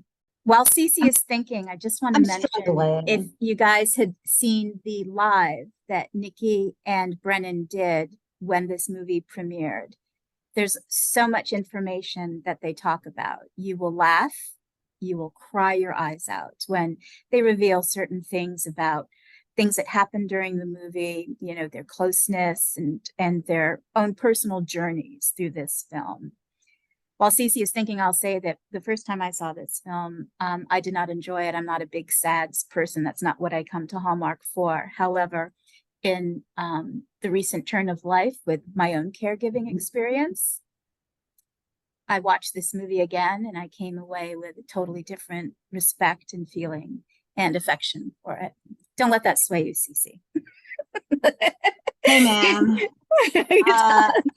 You know my caregiver experiences. I know. Long and deep, and I'm going to veto this movie because I feel like there are like 4 or 5 movies that deserve to be higher on this list than The Gift of Peace. I had it in number 9, and like normally I would not do this, but like I don't think you all realize what I'm about to play at number 1. So like I feel like there are like 4 or 5 movies that you all probably like better that are more deserving of that spot. So I'm just going to veto it because I told myself I would just go balls to the wall with vetoes. Okay, the Harbinger of Doom has vetoed The Gift of Peace at number 2. So Amy, please send me another pick for your replacement, which I have. Amy is just fast as lightning, and she has chosen she's chosen a movie from 2018. It is the third film in the All of My Heart series. It's All of My Heart, The Wedding. This is the one where Jenny and Brian are planning their wedding. Emily's Country Inn is filled with happy guests, but then, you know, spoiler alert, this woman shows up and arrives and stakes a claim to the house because she's a distant relative. So Jenny and Brian try to raise enough money to hang on to their home. Their enduring love is once again tested as the wedding day approaches, and they struggle to keep the house that brought them together. Tell us why you are playing All of My Heart, The Wedding at number 2, Amy. I think we all love this franchise. I think luckily we all have that in common. Yeah, this was, I don't know which one is honestly my favorite. I think I actually like this one the most. I wouldn't be sad if someone said the first one was their favorite, but 1 and 3 I loved. This one moved me the most. I was so moved where they wanted me to be moved when the townspeople came together and were like chipping in to try to save the house. And I'm like, what did they raise? $300? No, it was like some small amount. It was very sweet. I felt nothing but I just felt like their problems resolved in a pretty not too cheesy of a way. I feel like they've really been through. When you get a trilogy, you see them go through their issues. I feel like they've made compromises. I love her like business acumen, that he's not saving the day, she's saving. She's like, all right, I got to do this myself. I love that. Just great feels. I love their love. They're so affectionate with each other. The way that Brennan kisses and looks into Lacey's eyes, I'm just like, as Brandon would say, I feel like I shouldn't be watching sometimes. But I love it. So yeah, it's feel good. It's and I think it deserves to be up high. Well, that is the number 2 movie because everybody is out of playable vetoes. Hillary will leave the match with her veto override since she cannot use it here. Does anyone have any thoughts that they want to share about this particular movie before we get to Cece playing her number 1? I also had it in my top. I love this trilogy. Not mad about this being number 2. Okay. All right. I think I had it at number 4.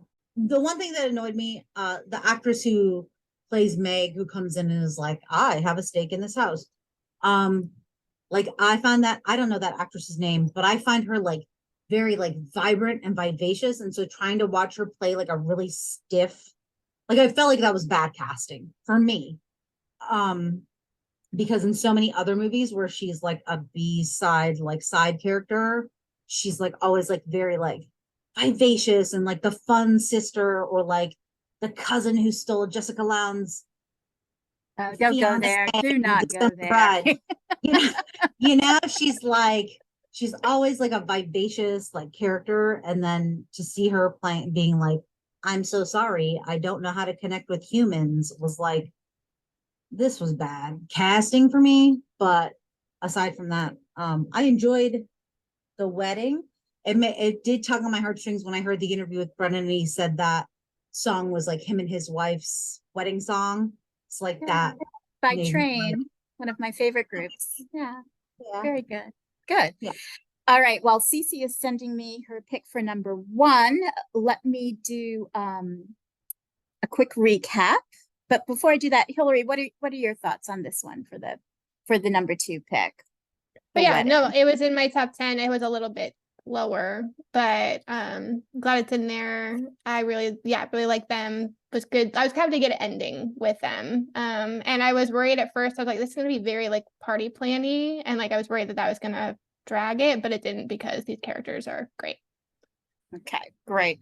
All right, so here we go. At number 10, we have A Christmas Melody. At 9, Christmas Encore. At 8, Open by Christmas.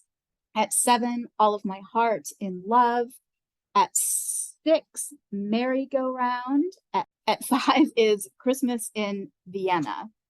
At 4, Abracadabra from the Crossword Mysteries. At 3, Love You Like Christmas. At 2, All of My Heart, The Wedding. That's the third one in the film.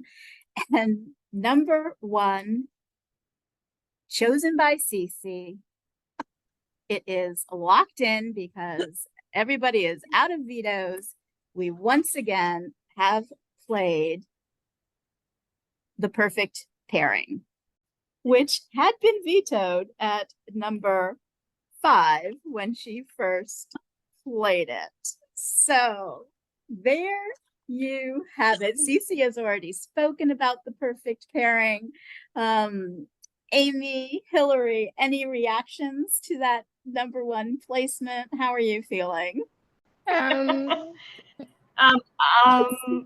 for it. It's okay. Like, okay, so like this was not number 1 on my list. Okay. Mm-hmm. I think original first All of My Heart is like the quintessential Why are you Hallmark not movie. playing it for? Because don't veto me. Don't veto me. So this is a message to future drafters. Don't veto me. Because the other 2, All of My Hearts got played. So like the franchise got its due, even though the best one, in my opinion, of the 3 is the first one. Because I thought you could have done one. Right. I thought we all understood that was going to be Yes. number 1, like easy. We understood until y'all vetoed me, until someone vetoed me. And then You vetoed us. I know, but like you could have replayed. You could have replayed Grand Valley. I didn't care enough about. If it's number one, it should be what I mean. That's fine. Oh my Explain. God, You explain to number Brennan why this is number one. Yeah. I will. This is Like going it to was that car, it was the singing. It was the car scene. Didn't y'all Okay. listen to my Luke McFarlane one? Eh, When I was put a the movie that Tarzan. no one on earth agreed with at number one. Although that really was my number one that time. You guys, why don't you tell us, why don't we all just say what our top three were and ranked in three, okay? So I'm going to start in veto order, and I'm going to include Tracy and Erinbeth and I in this as well. So starting with Cece. Cece, what was your number three, your number two, and your number one that was on your list? My number three was Crossword Mysteries, Riddle Me Dead. Yeah. My number two was All of My Heart in Love. And my Okay. number one was All of My Heart. Okay, and where was Perfect Pairing on your original list? Number five, where I played it. Where you first played it? Okay. Yes. Amy, what were your top three? This is surprising even me. My top 10 changed a lot today. So my 3 was Love You Like Christmas, which is where I think it actually ended up. Number 2 is Open by Christmas, believe it or not. And my number 1 actually was All My Heart, The Wedding. I forgot I put it there. I really like that one. So All My Heart was a little lower for me. Okay. And Hillary, how about you? Okay, don't come for me, y'all. I think also like part of this is when I watch things, like I watch things in very dramatically distant clumps. Number 3, Flower Shop Mystery, Mum's the Word, the first one. I was like shocked by how I did not expect to like the Flower Shop. I really liked the Flower Shop mysteries. Like I really liked them. I don't know, the vibe was dark and different, and like I had several of them in my top 10. I did not play because I got the vibe that was not going to be a communal thing. So Flower Shop Mystery, Mum's the Word for number 3, Christmas in Vienna number 2, and the first All of My Heart for number 1. And the first All of Your Heart for number 1. Tracy, how about you? What were your top 3? All right, number 3 was All of My Heart, The Wedding. Number 2 was All of My Heart, first one, and number 1 was The Gift of Peace. Yeah, the gift of peace. A beautiful film, not everybody's cup of tea. I liked the interview that Bran and Dan did with Brennan when he was talking about that movie as well, and I liked Dan and Bran's review of it too. So, Erinbeth, what were your top 3?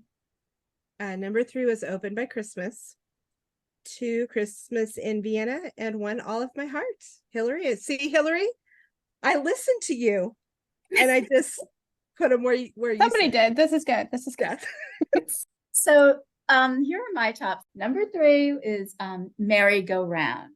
As I said, I like the trope. It's, it is what it is. I accept it for what it is. Number 2 is The Nanny Express. That movie just makes me laugh. That daughter is horrible. And number 1 for me is The Gift of Peace. Okay, Brennan is here. There he is. And Hi. Hello. Yay. Yay, now we're There we go. Sorry. Hey. It's a new phone. I'm still figuring it out. How you guys doing? good. Thanks for joining us. Glad you're here. Thank you for coming. We are so excited to have you. This has been a crazy draft. I don't know if you're going to just turn your phone off or not when I read you the list. Hey, everybody has their favorites, right? Yeah. We do have our favorites, and we want to share with you what Cece, who is listed as the Harbinger of Doom over here. She's a very Harbinger of experienced Doom. I like that. Harbinger of Doom, and then we have Hillary, who is the goat lover, and Amy is the other drafter. She's on the East Coast with me. We've got 4 different time zones here, so Awesome. Hello, we've all- ladies. yeah. Hi. To Yes. be fair, we all love goats. We all love the goats. So Yes. just to Love goats. The We all love- goats are the star. That's Like true. That's true. Lucy and Ricky, like have my heart. Yeah, they were absolutely. definite scene stealers. I'm not gonna lie. yeah. Yeah, they had a bigger trailer than we did, so they did quite well on those movies. No, I'm kidding. No, they were great. They're so good. They're so good. Okay, so Here is the list, the definitive singular list of the 10 Okay. best Brennan Elliott Hallmark movies as drafted by Cece, Hillary, and Amy. Here we Wow, go. Okay. Number 10, Okay. A Christmas Melody. Oh, okay. Number 9, Christmas Uh-huh. Encore. Okay. Number 8, Open by Christmas. Mm-hmm. Number 7 started out with Christmas at Grand Valley. It got vetoed, and they ended up locking in All of My Heart in Love, which was the second in the franchise. Okay. So that's number 7. At number 6 was quite lively. The Nanny Express was played and vetoed. All Summer Long was played and vetoed. And Merry Go Round was played at number 6 and finally locked in. Oh, okay. At number 5, A Perfect Pairing was played and vetoed. And then Christmas in Vienna was played and locked in. So Christmas in Vienna is number 5 on the list. Okay. At 4, we have our first appearance of Crossword Mysteries. It was Abracadaver. Good choice. At 3 was Love You Like Christmas. At number 2, The Gift of Peace was played and vetoed. And Wow. All of My Heart, The Wedding, was played, the third in the franchise. So that is number 2. And then at number 1, The Perfect Pairing was played again by the same person who played it at number 5. And of course, it was locked in because everyone was out of vetoes at that point. So The Perfect Pairing is, according to Cece, Amy, and Hillary, the number 1 Brennan Elliott Hallmark movie not to miss. Well, they're all good choices, but that must have been a pretty intense conversation. It was intense. It was very intense. It got it, yeah. Once you get to the top 6 and up, people start like we were very friendly, right? And the like 10 through 7, it had a good vibe, and then it gets tense when it's 6 and up. And then it got ugly. It got competitive. It got no. Okay, no, I get it. Yeah. The game is set up to crush your dreams and ruin friendships in the best way possible. And it did come kind of close in a couple of those positions. You know, I think the vetoing of The Gift of Peace was a shocker, but very strategic on the person's part who played it. So it's going to be surprising to many people not to have it on the final list. But it was beautiful to see you and Nikki in the live when the movie premiered, talking about your experiences together. Right. During the filming and all of that. Do you guys have any plans to make another movie together? Maybe one that's a comedy for your comedy chops? Yeah, we'd love to. We get along really, really well. But we don't know. I mean, obviously, right now we're all in strike mode, so communications have come to a murmur, obviously. But no, we'd love to. I don't know about a sequel to that. I don't know where that would go. We haven't really had any conversations about that. But yeah, we'd love to do something. And we've both done a lot of comedy before, and we like doing that. So maybe we'll do something very funny together. Yeah. We have celebrated throughout the draft. You'll hear a lot of comments about your comedy chops, your the range of really embracing your roles. You know, when you're a chef, you really look like a chef, act like a chef. I do a lot of baking. So when you're doing the knife work and you've got your knuckles down and, you know, all of that great stuff. I'm not going to lie. We objectify you, you know, with that comes part and parcel. There's an entire 2 minutes just on your hair chronology alone and how much we want Hallmark to just lay off your hair and let you be you, because we love the you that you are. So thank you so much. Well, you know, I you know, as an actor, I feel every character should be different because they're different people. So you know, we don't have a lot of time to prepare for them, but you want to make sure they're different and they're honest and they're human and they're real. The idea of just playing the same every time bores me. So I'll leave that to interpretation. But yeah, I mean, there was only one time where they really wanted, when I did the crossword, the very first crossword, he was a rookie and they wanted my hair really short. And I had never had it short like that before. So I was like, all right, well, let me look into it. So I met a detective and I was seeing some of these guys and I thought, let's look at military cut. Maybe I'll do that. And it wasn't a look that I liked on me, but, and then they would, so I'm very proud of the law. The rules look different, feel different, and hopefully believable in their scope. But yeah, because I think I'm done 26 movies for them now, which has been a wonderful relationship. They've been great. Plus the Cedar Cove series too, which was that was a lot of fun. Yeah, huge. I was hated on that for about 2 years until people started to come around. Or until they saw you on Unreal and then took another. And I was hated a whole lot more. No. Well, I remember when I did Cedar Cove and then they wanted me to do, I'd never met Lacey before. I think I'd done The Nanny Express, but I'd never done a movie for the Hallmark Channel that was an original. So they wanted me to do The First Doll in My Heart. But their concern was, can you play a nice guy? Because I was playing Warren Saget, and I thought, I'm an actor. Like, I don't know what kind of actors are here, but you're supposed to play all these different parts. And then they saw it, and they went, okay, well, he can obviously play anything and everything, so it was fine. But yeah, and obviously Lacey and Aaron still do, obviously dear friends. Well, they've thrown a lot of different careers at your characters over the years, but I noticed that one thing that you haven't played in the Hallmark world is a prince. How have you escaped that trope? Is a what? Is a prince. You haven't played a prince in the Hallmark trope. I've never been given a. I can't remember the name of the actress. I don't know if there was a movie that came across my desk where I was part of a royal family or something. I wasn't a prince, but I think I was related to somebody in the royal family that was a king, and then I was left with all this money or something. And I passed on that for some other project they'd given me that I really liked more. Anyway, but no, I've never played a prince. That'd be interesting. Maybe. Yeah. Maybe even. Yeah. You never know. I think also we're all double deckers. We're all part of the Deck the Hallmark podcast, group.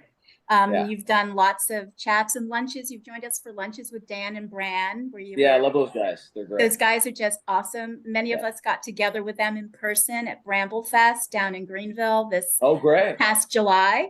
Yeah, it's a really intimate gathering of the double-decker group with the guys. So that was a lot of fun. So I would be remiss if I didn't ask you about a movie that the guys pitched to you in your January interview with them. It was called this was Bran's idea, and he's great. He's a great content creator, he pitched to you Bevies, Burgers, and the Boys. Oh, yes, he did. Yes, he did. And so has that been greenlit yet? Has that been greenlit yet? No, listen, no, not yet. But I will say this, the ideas that you can bring to Hallmark now, the scope of diversity of the content is a lot larger. So I am working on a project now and hopefully will be in development, but I can't discuss anything right now. But it's really kind of outside of the box. And I think a lot of the lead actors and the talented stars over there are trying to, like they had the Three Wise Men, and they have these different movies where they have men as the lead, where they have, Jonathan Bennett with the storyline about the two guys and falling in love and all that kind of stuff. I think they're open to all kinds of stuff. And so that is funny, and he wants to be in it. So we'll have to, it might be I'll have to try to sell that, and he goes, and I don't want a cameo. I want to be a lead. I want to be in the movie. Yeah, that sounds like Bran. I said, Bran, I'll do any scene with you any day, buddy. Exactly. Also, I'm not sure if it was that interview or it was the one from January of 2022. You're having lunch with us with the guys and everything. You talked about this. You talked about like the broader strokes in Hallmark now and the diversity and how great this was. And you actually say something like, I'd love to see like a movie where it's just like brothers. And then in November of 2022, like 10 months later, there's the Three Wise Men. Did you know about it at that time? I've been kind of talking about that idea for about 5 or 6 years now. I've been talking to some of the execs going, we have such a crop of wonderfully brilliant leading ladies, and that the structure of what the the storylines are beautiful, and our fans are very smart, and I think they could accept a story about two brothers, or a story about a father and a daughter, or something of that nature. And so I'm watching, because we're on strike, so there's not lots to do. So I'm watching some of the new content, and they are taking some risks, and it was nice to see that they have done that. And I'm hoping with something that I'm working on next, it'll be just another step in a direction of having content that's more. And I'm not saying diversified by just sexual, gender, or politics, or color of skin, or any of that. I mean, just diversified. The storylines are just not always on the nose of what. And always you still have to be on brand, obviously, but they're really doing a great job of finding other storylines that can connect with people that might not be of that ilk of the same storylines that from the past. And so it's been fun. And I've been really lucky that I asked Randy Pope, who's a really good friend of mine. He's one of the big leagues over there at the network. And I remember when I got Gift of Peace, I had read it, and Nikki had not read it. And I told her, and I was kind of frightened when I read it, because I don't know if I want to do this. I was like, hey. So I went up to Randy and I go, Randy, why do you give me all these different roles, and why'd you give me this one? And he goes, because you can do it. And it was just kind of and it was very, very, it wasn't anything. It wasn't to give me a level of confidence that I couldn't. It was just a confidence from the network that, when we have a role, whether it's comedy or it's emotional, or whether it's a chef, or whether it's something that's of a guy that owns a winery or whatever, you got to be able to make all those roles believable, and to be one of and there's many men and women in this network that can do it too. I'm just saying that it was just nice to know that you're respected for what you can bring. And so when I brought this new idea to them recently, they were like, sure. And I don't know if that would have happened maybe 10 years ago. Yeah, So exactly. they're really doing a great job. Yeah. Someone made the comment when Love You Like Christmas was drafted. One of the players made a comment that they felt that maybe this was a little insight to how you are as a dad, the way that you treat your daughter in that film. I do like that movie. I do love that movie. I have, it was interesting to hear the 10 that were picked. And I mean, I've done so many more than the 10, but I mean, to see those picked. And there's some that I was like, oh, wow, really? Really? Some of us thought the same thing. Yeah, some of us were. You didn't pick that one? You didn't pick some of that one? But it's, for me, it shows me a real, that's another thing. It's like the fans, you could do a movie, be a part of it, and I've never had really a bad experience. But you walk in and go, you read the script, and you go, it's a little on the nose, and it's not really, or maybe you're shooting it and something happens in production, and you don't get the scenes in it you want, it doesn't really work out. But there's always some people out there that love that. Even if you're in it, you might not be one of your favorites that you did, or one of the movies that you're maybe most proud of, which doesn't really, I'm not saying I'm proud of all the movies I've done, just and all the people I've worked with, but it was interesting to hear those movies played back in that certain order, and to see what was vetoed and what wasn't, which I found very interesting. What was the question? The flower shop mysteries. There were, when I first announced, like, the Brennan Elliott, that we were doing this draft. So this was about 6 months ago, actually. And the smack talk in the panel chat started like right away with the Harbinger of Doom, Cece, over there. Yeah. So, but I got a lot of DMs from people saying, oh, I love the flower shop mysteries. I wish they would come back. They were slightly not darker, but more action oriented and a little moody. You and Brooke. Sorry. To answer your question, so two things. I'll answer that, and I'll answer the first one. Yes, I do have 2 children, and when I did Love You Like Christmas, it was 2015, I think. My daughter was 1, and my son was 3, 4. So, when you have kids and you're learning to be a dad and try to be the best dad you can be, that came to me on my desk and they said, would you want to do this one? I read it and I said, absolutely, because I had not played. I mean, I did it in the Nanny Express, but I hadn't played a dad a lot. And I thought, oh, this will be interesting. And the daughter in that movie was wonderful, and that movie turned out great. And then the flower shop, it was very disappointing because I really enjoyed those. Brooke is lovely, Brooke Shields is lovely, and there was humor and a little bit of moodiness, and it had a little small town Twin Peaks feel. It just kind of had a little tongue in cheek with the mystery, which was fun. And I don't really, to be honest, it's much like with Cedar Cove. I don't know. Look, it's beyond my pay grade. I don't know why these decisions get made, but they did 3, and that was it. So You know what? There are 19 books in that series. I'm just saying. I know. I look, I would definitely bring it back. I mean, Crossword's not going further either. So, I mean, it's just interesting how, I mean, Lacey went off and did Dancing Detective, and then I have my thing I'm working on. So, you know, these things happen. I don't know who makes those decisions, but like I said, you got to roll with the punches, and it's beyond my pay grade. I just try to, whatever content I'm given, and just try to make it the best you can. Make it as entertaining as possible. Well, you're of course doing a great job. You're a fan favorite. One of the things that we learned about you in doing some research and stuff for this is that, like many of us here in this draft, you're a true crime fan. Yes, I am. Yes. Yeah. So Erinbeth and I actually have another group that meets monthly, that it's cults, crimes, and Chardonnay. So we profile. That's great. I like that. So we profile true crime and cultic relationships and things like that. Is there any true crime podcast or a book or a film that you're watching that's you're keen on? My wife hates it about me because she's like, oh, I'm gonna watch this, I'll be in the other room. But I'm a big documentary guy. I like real life dramas. I like real life crime stories. When I was doing Crossword, I did a lot of research on Times Off, the first 48, or like just anything that had to do, like Datelines or 48 Hours, first 48, anything that had to do with crimes. And first 48 was more about the behavior of being an undercover, or being a detective. But it's drama at its highest level.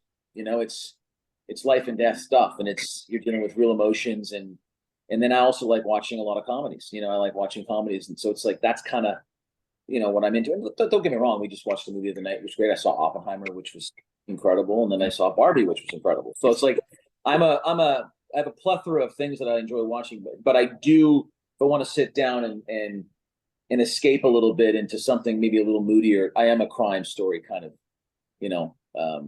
I was a big fan of LA Confidential when that movie came out. I thought it was well done and loved, obviously, Russell Crowe in that, and all those guys that were in it was great. So I love that kind of stuff.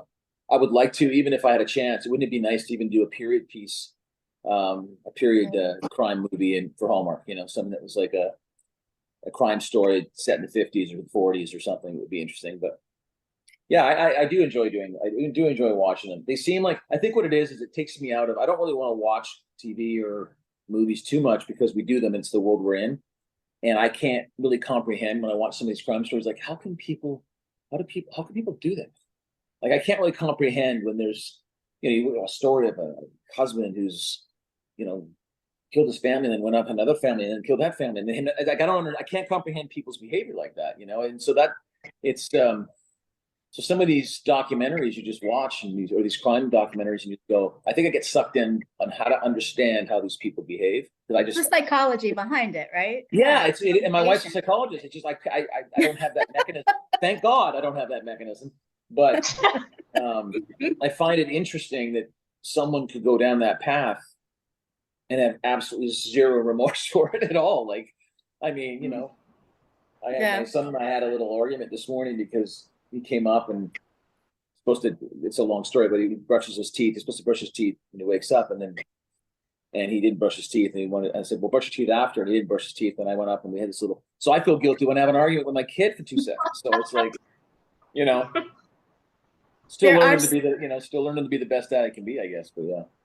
There are some bonkers true crime podcasts that are out there that serialize things that are just jaw dropping. And it's, imagine.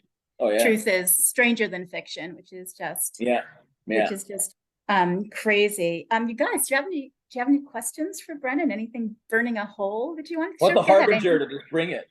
I do. I do. The Harbinger. Okay.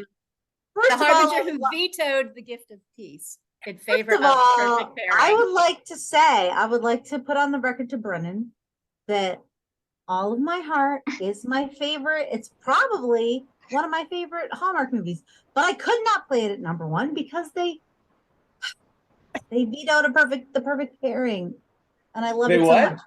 They vetoed the perfect pairing. And I love that movie so much. So I was like, well, the other two, All of My Heart's got on here, so we'll just do the perfect pairing again. So that's how the perfect pairing ended up at number one. I don't want to be held responsible, even though I'm responsible. Okay. You're responsible.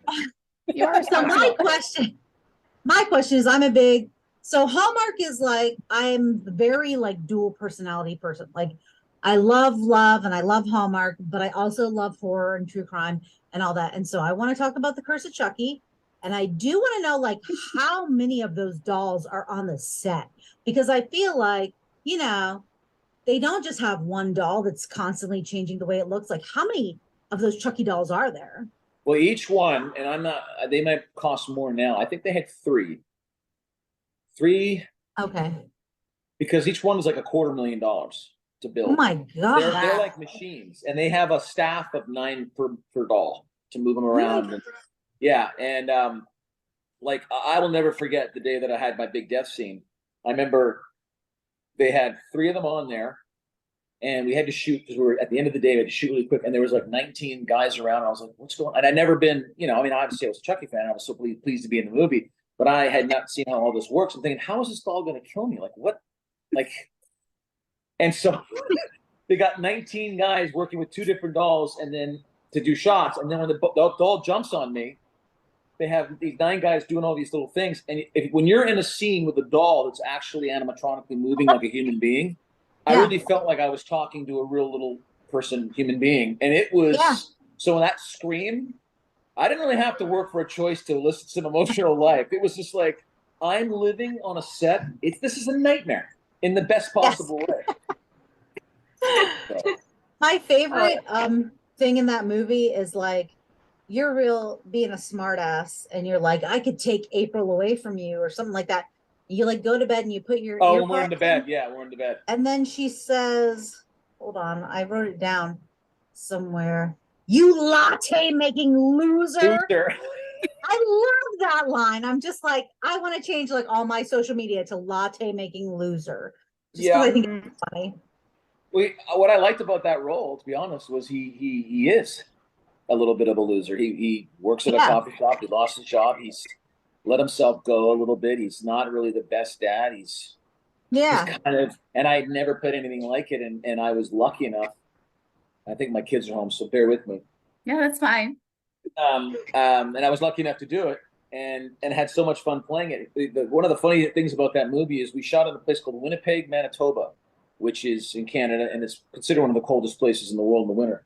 It was minus 72. Remember the day we all had the soup? Yeah, yeah. And that day we only I think we shot, and we didn't shoot the last 2 scenes because our generator froze. Oh my We had no God. electricity. Wow. It was minus 72. So the next day we couldn't get to work till like noon or something. And I remember throwing my coffee out my hotel window and going, and just crystallized. Wow. And then turning on my TV, and CNN was talking that it is as cold as Mars in Winnipeg. Oh my God. Oh my God, that's crazy. Oh, who's your buddy? Oh, hey. Oh, she wants to see the kid. We have a little Shih Tzu dog. So cute. Yeah, So you heard her cute. growling. Yeah. There's a podcast called Screen Drafts, which does movie rankings that are feature films, and they did a Chucky franchise ranking, and the one that you were in, I think, finished in the top 3 out of all the films because of the best kill scene was your scene that they were talking about. You wouldn't be surprised, but you might be. Look, I meet fans all over the world that'll come up at usually airports and all over the place that big Hallmark fans, and but I will get a lot of people to be like, dude, that death scene, which it was pretty graphic. So yeah, it was a pretty good movie. It had it was very, very, you were very on the edge of your seat, that whole movie. It was kind of a psychological thriller as opposed to the way some of the other ones were, which was a nice, but Don Mancini, who's the creator, is still a dear friend, and all the cast was great. You must have, speaking of fans all over the world, when I was doing the promotions on the Instagram about Brennan Elliott edition, I picked up another country of listeners. Finland is wild for Brennan Elliott, evidently. Really? We're up to like 22 or 23 countries, and Wow. Finland jumped in on everything Brennan. So I don't know if you've been there before. I don't know if you have any. I would love Finnish to go in your heritage, but beautiful. I've been there. It's beautiful. Is it? I heard it's gorgeous. Oh my God, it's everything is clean.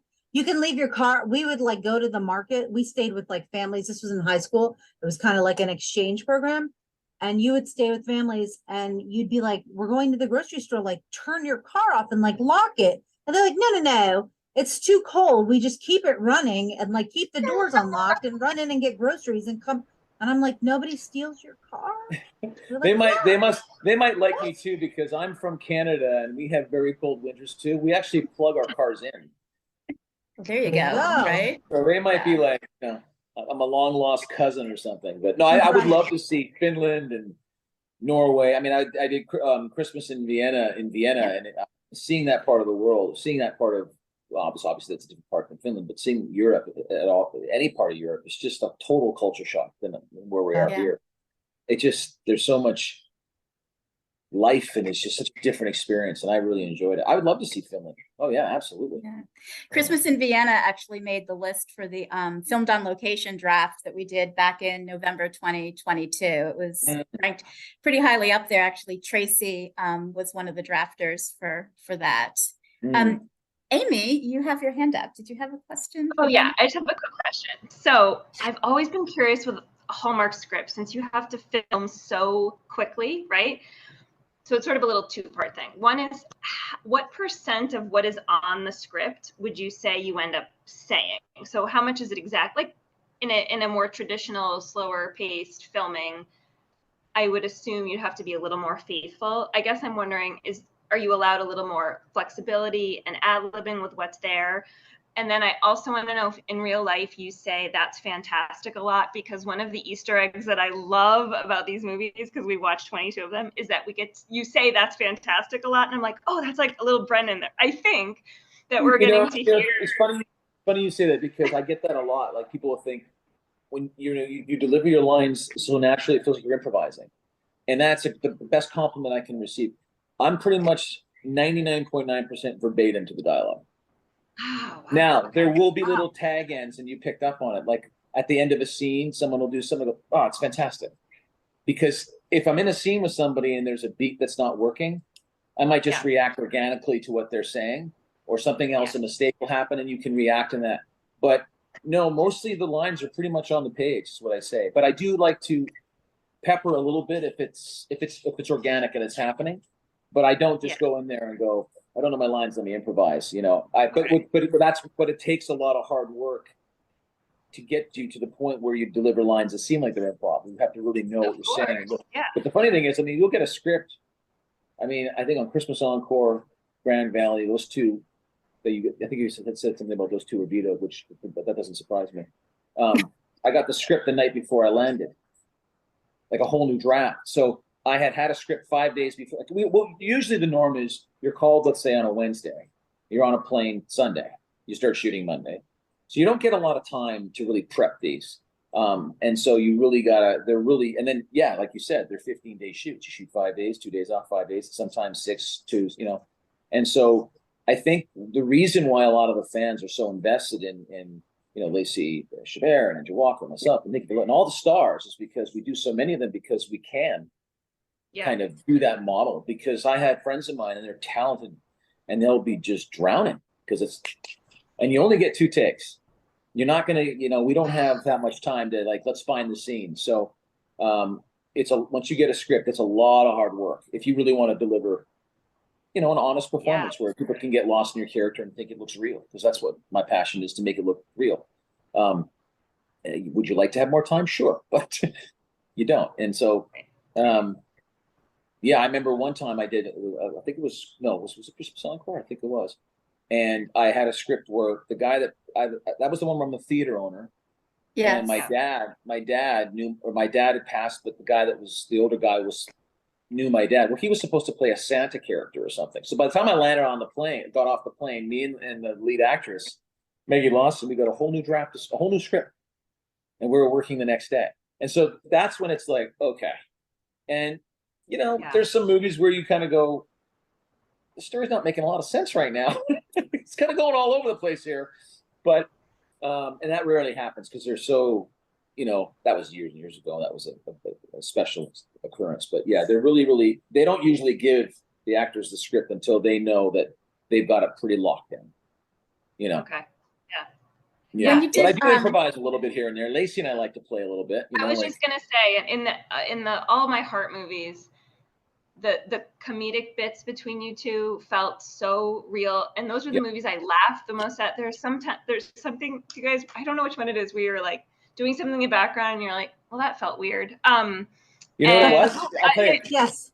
Do you remember the scene? I think it's either the second one, Yeah. maybe the third one, where we're gonna go to a concert or something. We're going through a door, and we go through the door. We're bumping into the door. And we can't squeeze through. Yeah. And I go, well, that's weird. And she goes, yeah, and we laughed. That was improvised. Okay. Because the camera was, he never said cut because he was laughing about all the donuts we were eating and all the playfulness, and he was just like, keep it going. And so you can't just let there be dead space. And so Lacey and I play opposite this so well, where we'll just fill it with something. But it's not that, and those aren't really pre-planned, but 99.9% of the dialogue, you want to be pretty on book, and then you can throw it away and play, Yeah. I have a question about Sure. improvisation. Whenever you would use the like John Wayne voice, like where did that come from? Was that just like you? No, that was the script. Yeah. In the script, he goes, he can't open the window. He goes, well, let me take it over or whatever. And so when I read it, I was like, I don't think I've ever seen a John Wayne movie. I don't really know what John Wayne, So I started watching a John Wayne movie in my hotel room, like, because the scene was like in a week or something, and I was watching a John Wayne movie trying to mimic it to find the joke. And then he always had that walk, And so that was in the script. Yeah, that was in the script. Because I felt like that's like a very American thing, and so I was like, it doesn't seem like that was something you would do like naturally, but it was really good. But you were very good at it, so I was like, well, clearly he watched some John Wayne movies. Do you do any other? What's that? Do you do any other impersonations?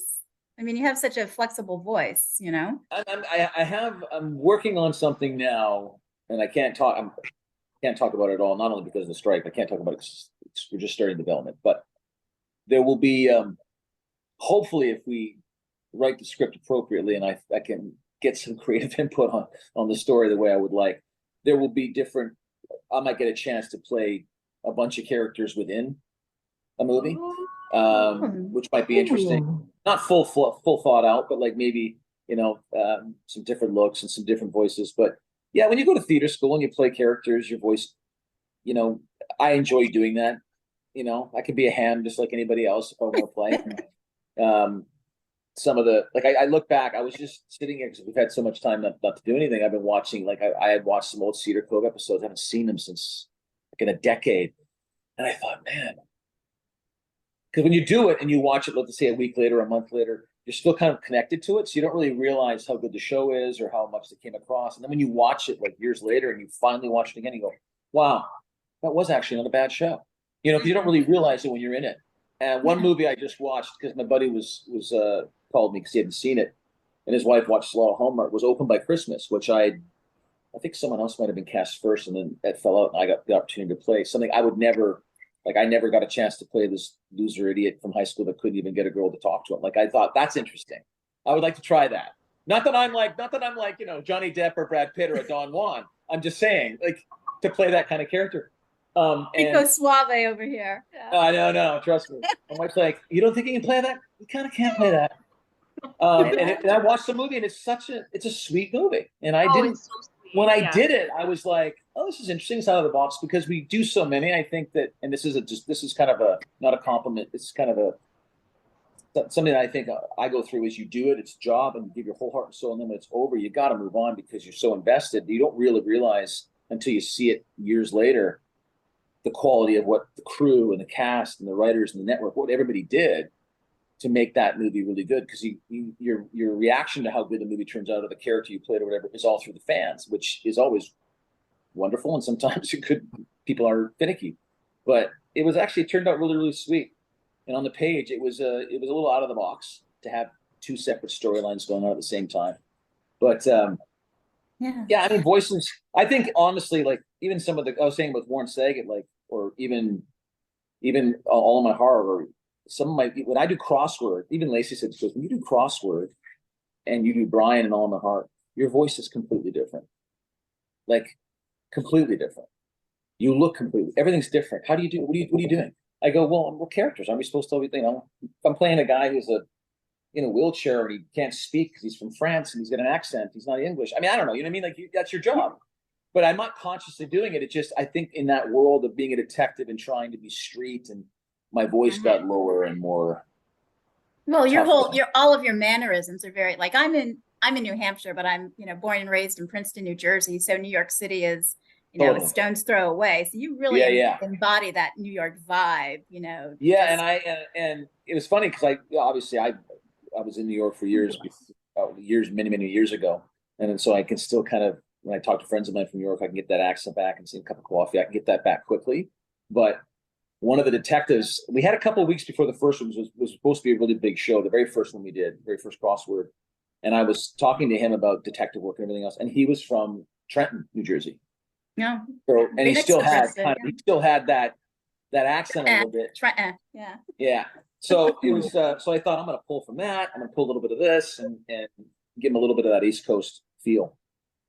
Yeah, I think one of my favorite, did not get played, but one of my favorite crossword mysteries was Terminal Descent, which just has Lachlan Monroe is in it. Yes. And he's in so many things. He plays. Oh, he's doing like 5 shows a week. That guy. He's crazy busy, and he does douchey better than nobody does it better. Nobody does douchey better than Lachlan, but honestly, one of the best, it's not quite the cold opening, but one of the best death scenes in a crossword mystery, like that elevator. Talk about tapping into all of my fears, getting into the elevator.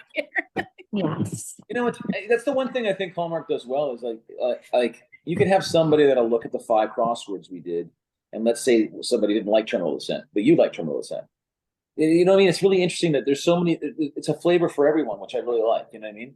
I mean, my favorite crossword was Abracadabra, I think, for me, just because I like the whole magic theme. I thought the director of that really brought some interesting flavors and the lighting and stuff.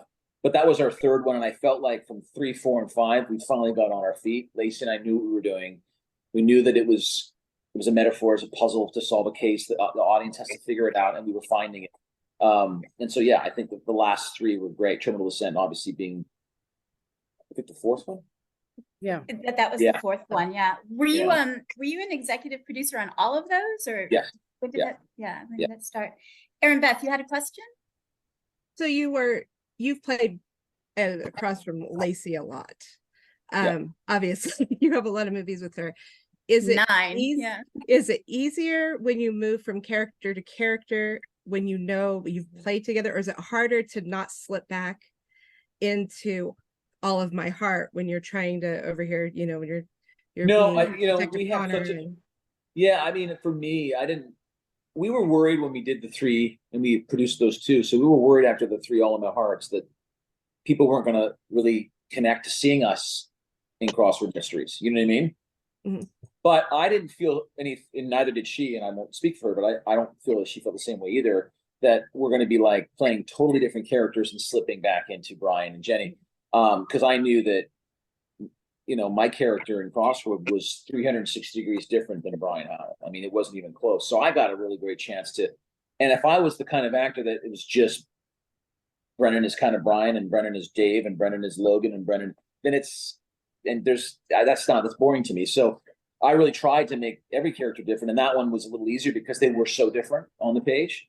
And same thing with Lacey. And so, no, but we have a real, and I've said this many, many times, we've done 9 movies together. Hopefully can do a lot more.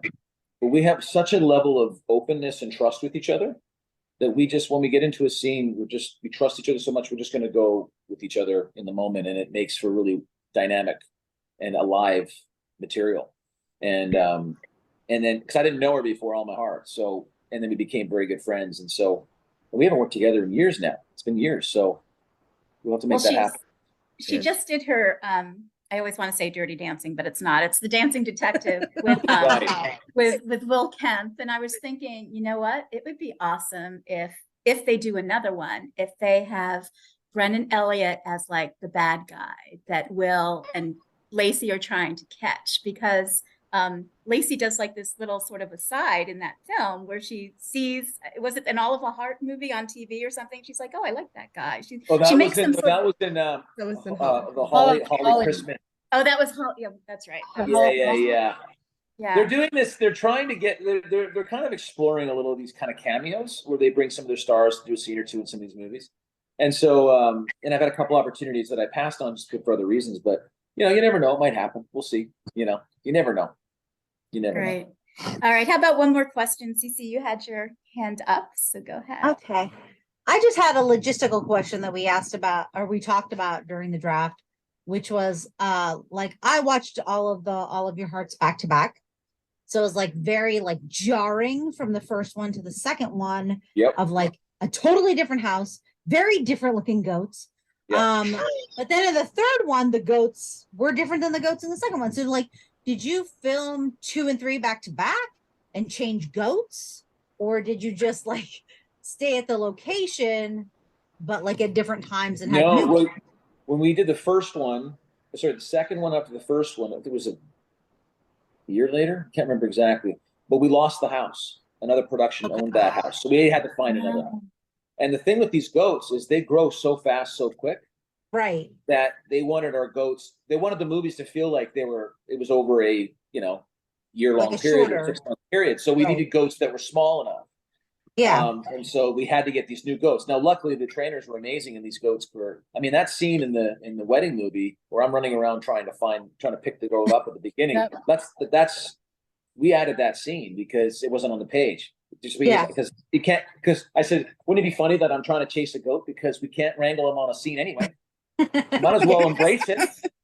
And you'd be surprised how many fans have said, I love that scene because it just started me so excited to start the movie. And my 3 for those, I go all my heart. The first one is my fave, and then the second is the wedding, and the third is the second one. The second one, I thought that one we probably could have thought that one out a little better, but we didn't do 2 and 3 back to back.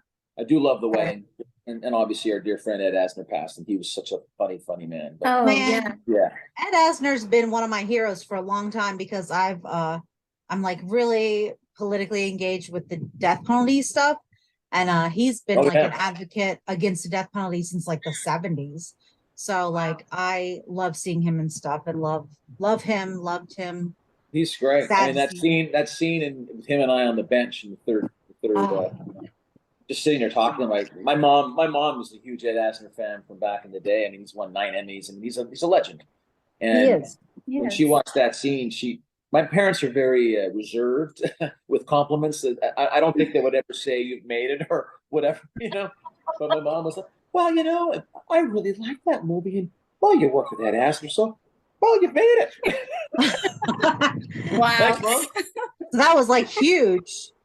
He was a wonderful man. He was an old Hollywood legend. He's like the old guard. I mean, very funny story, and I'll let you go on this, or you can let me go, or whatever. But this is not a.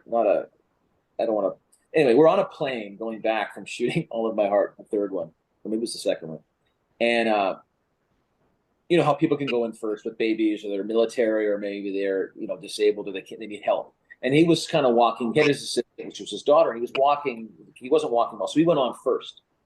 And I showed up, and I almost got on late. I almost missed the flight. So I got on plane. And I saw him, and I was sitting right in front of him. Well, from the time that I got there that he went on, it might have been, I don't know, maybe an hour, 45 minutes before we ended up taking off. And I get in there, and he's got all of the first class passengers standing up laughing, every one of them. And I'm like, Ed, what's going on? And he's got a little alcohol maker's drink on his thing, and everybody's having a glass of champagne, and he's cracking jokes. Oh and my I'm God. walking in, the stewardesses are laughing, and I just went, that's why you're a legend, man. Like, he had everybody in stitches. That's the last time I saw him.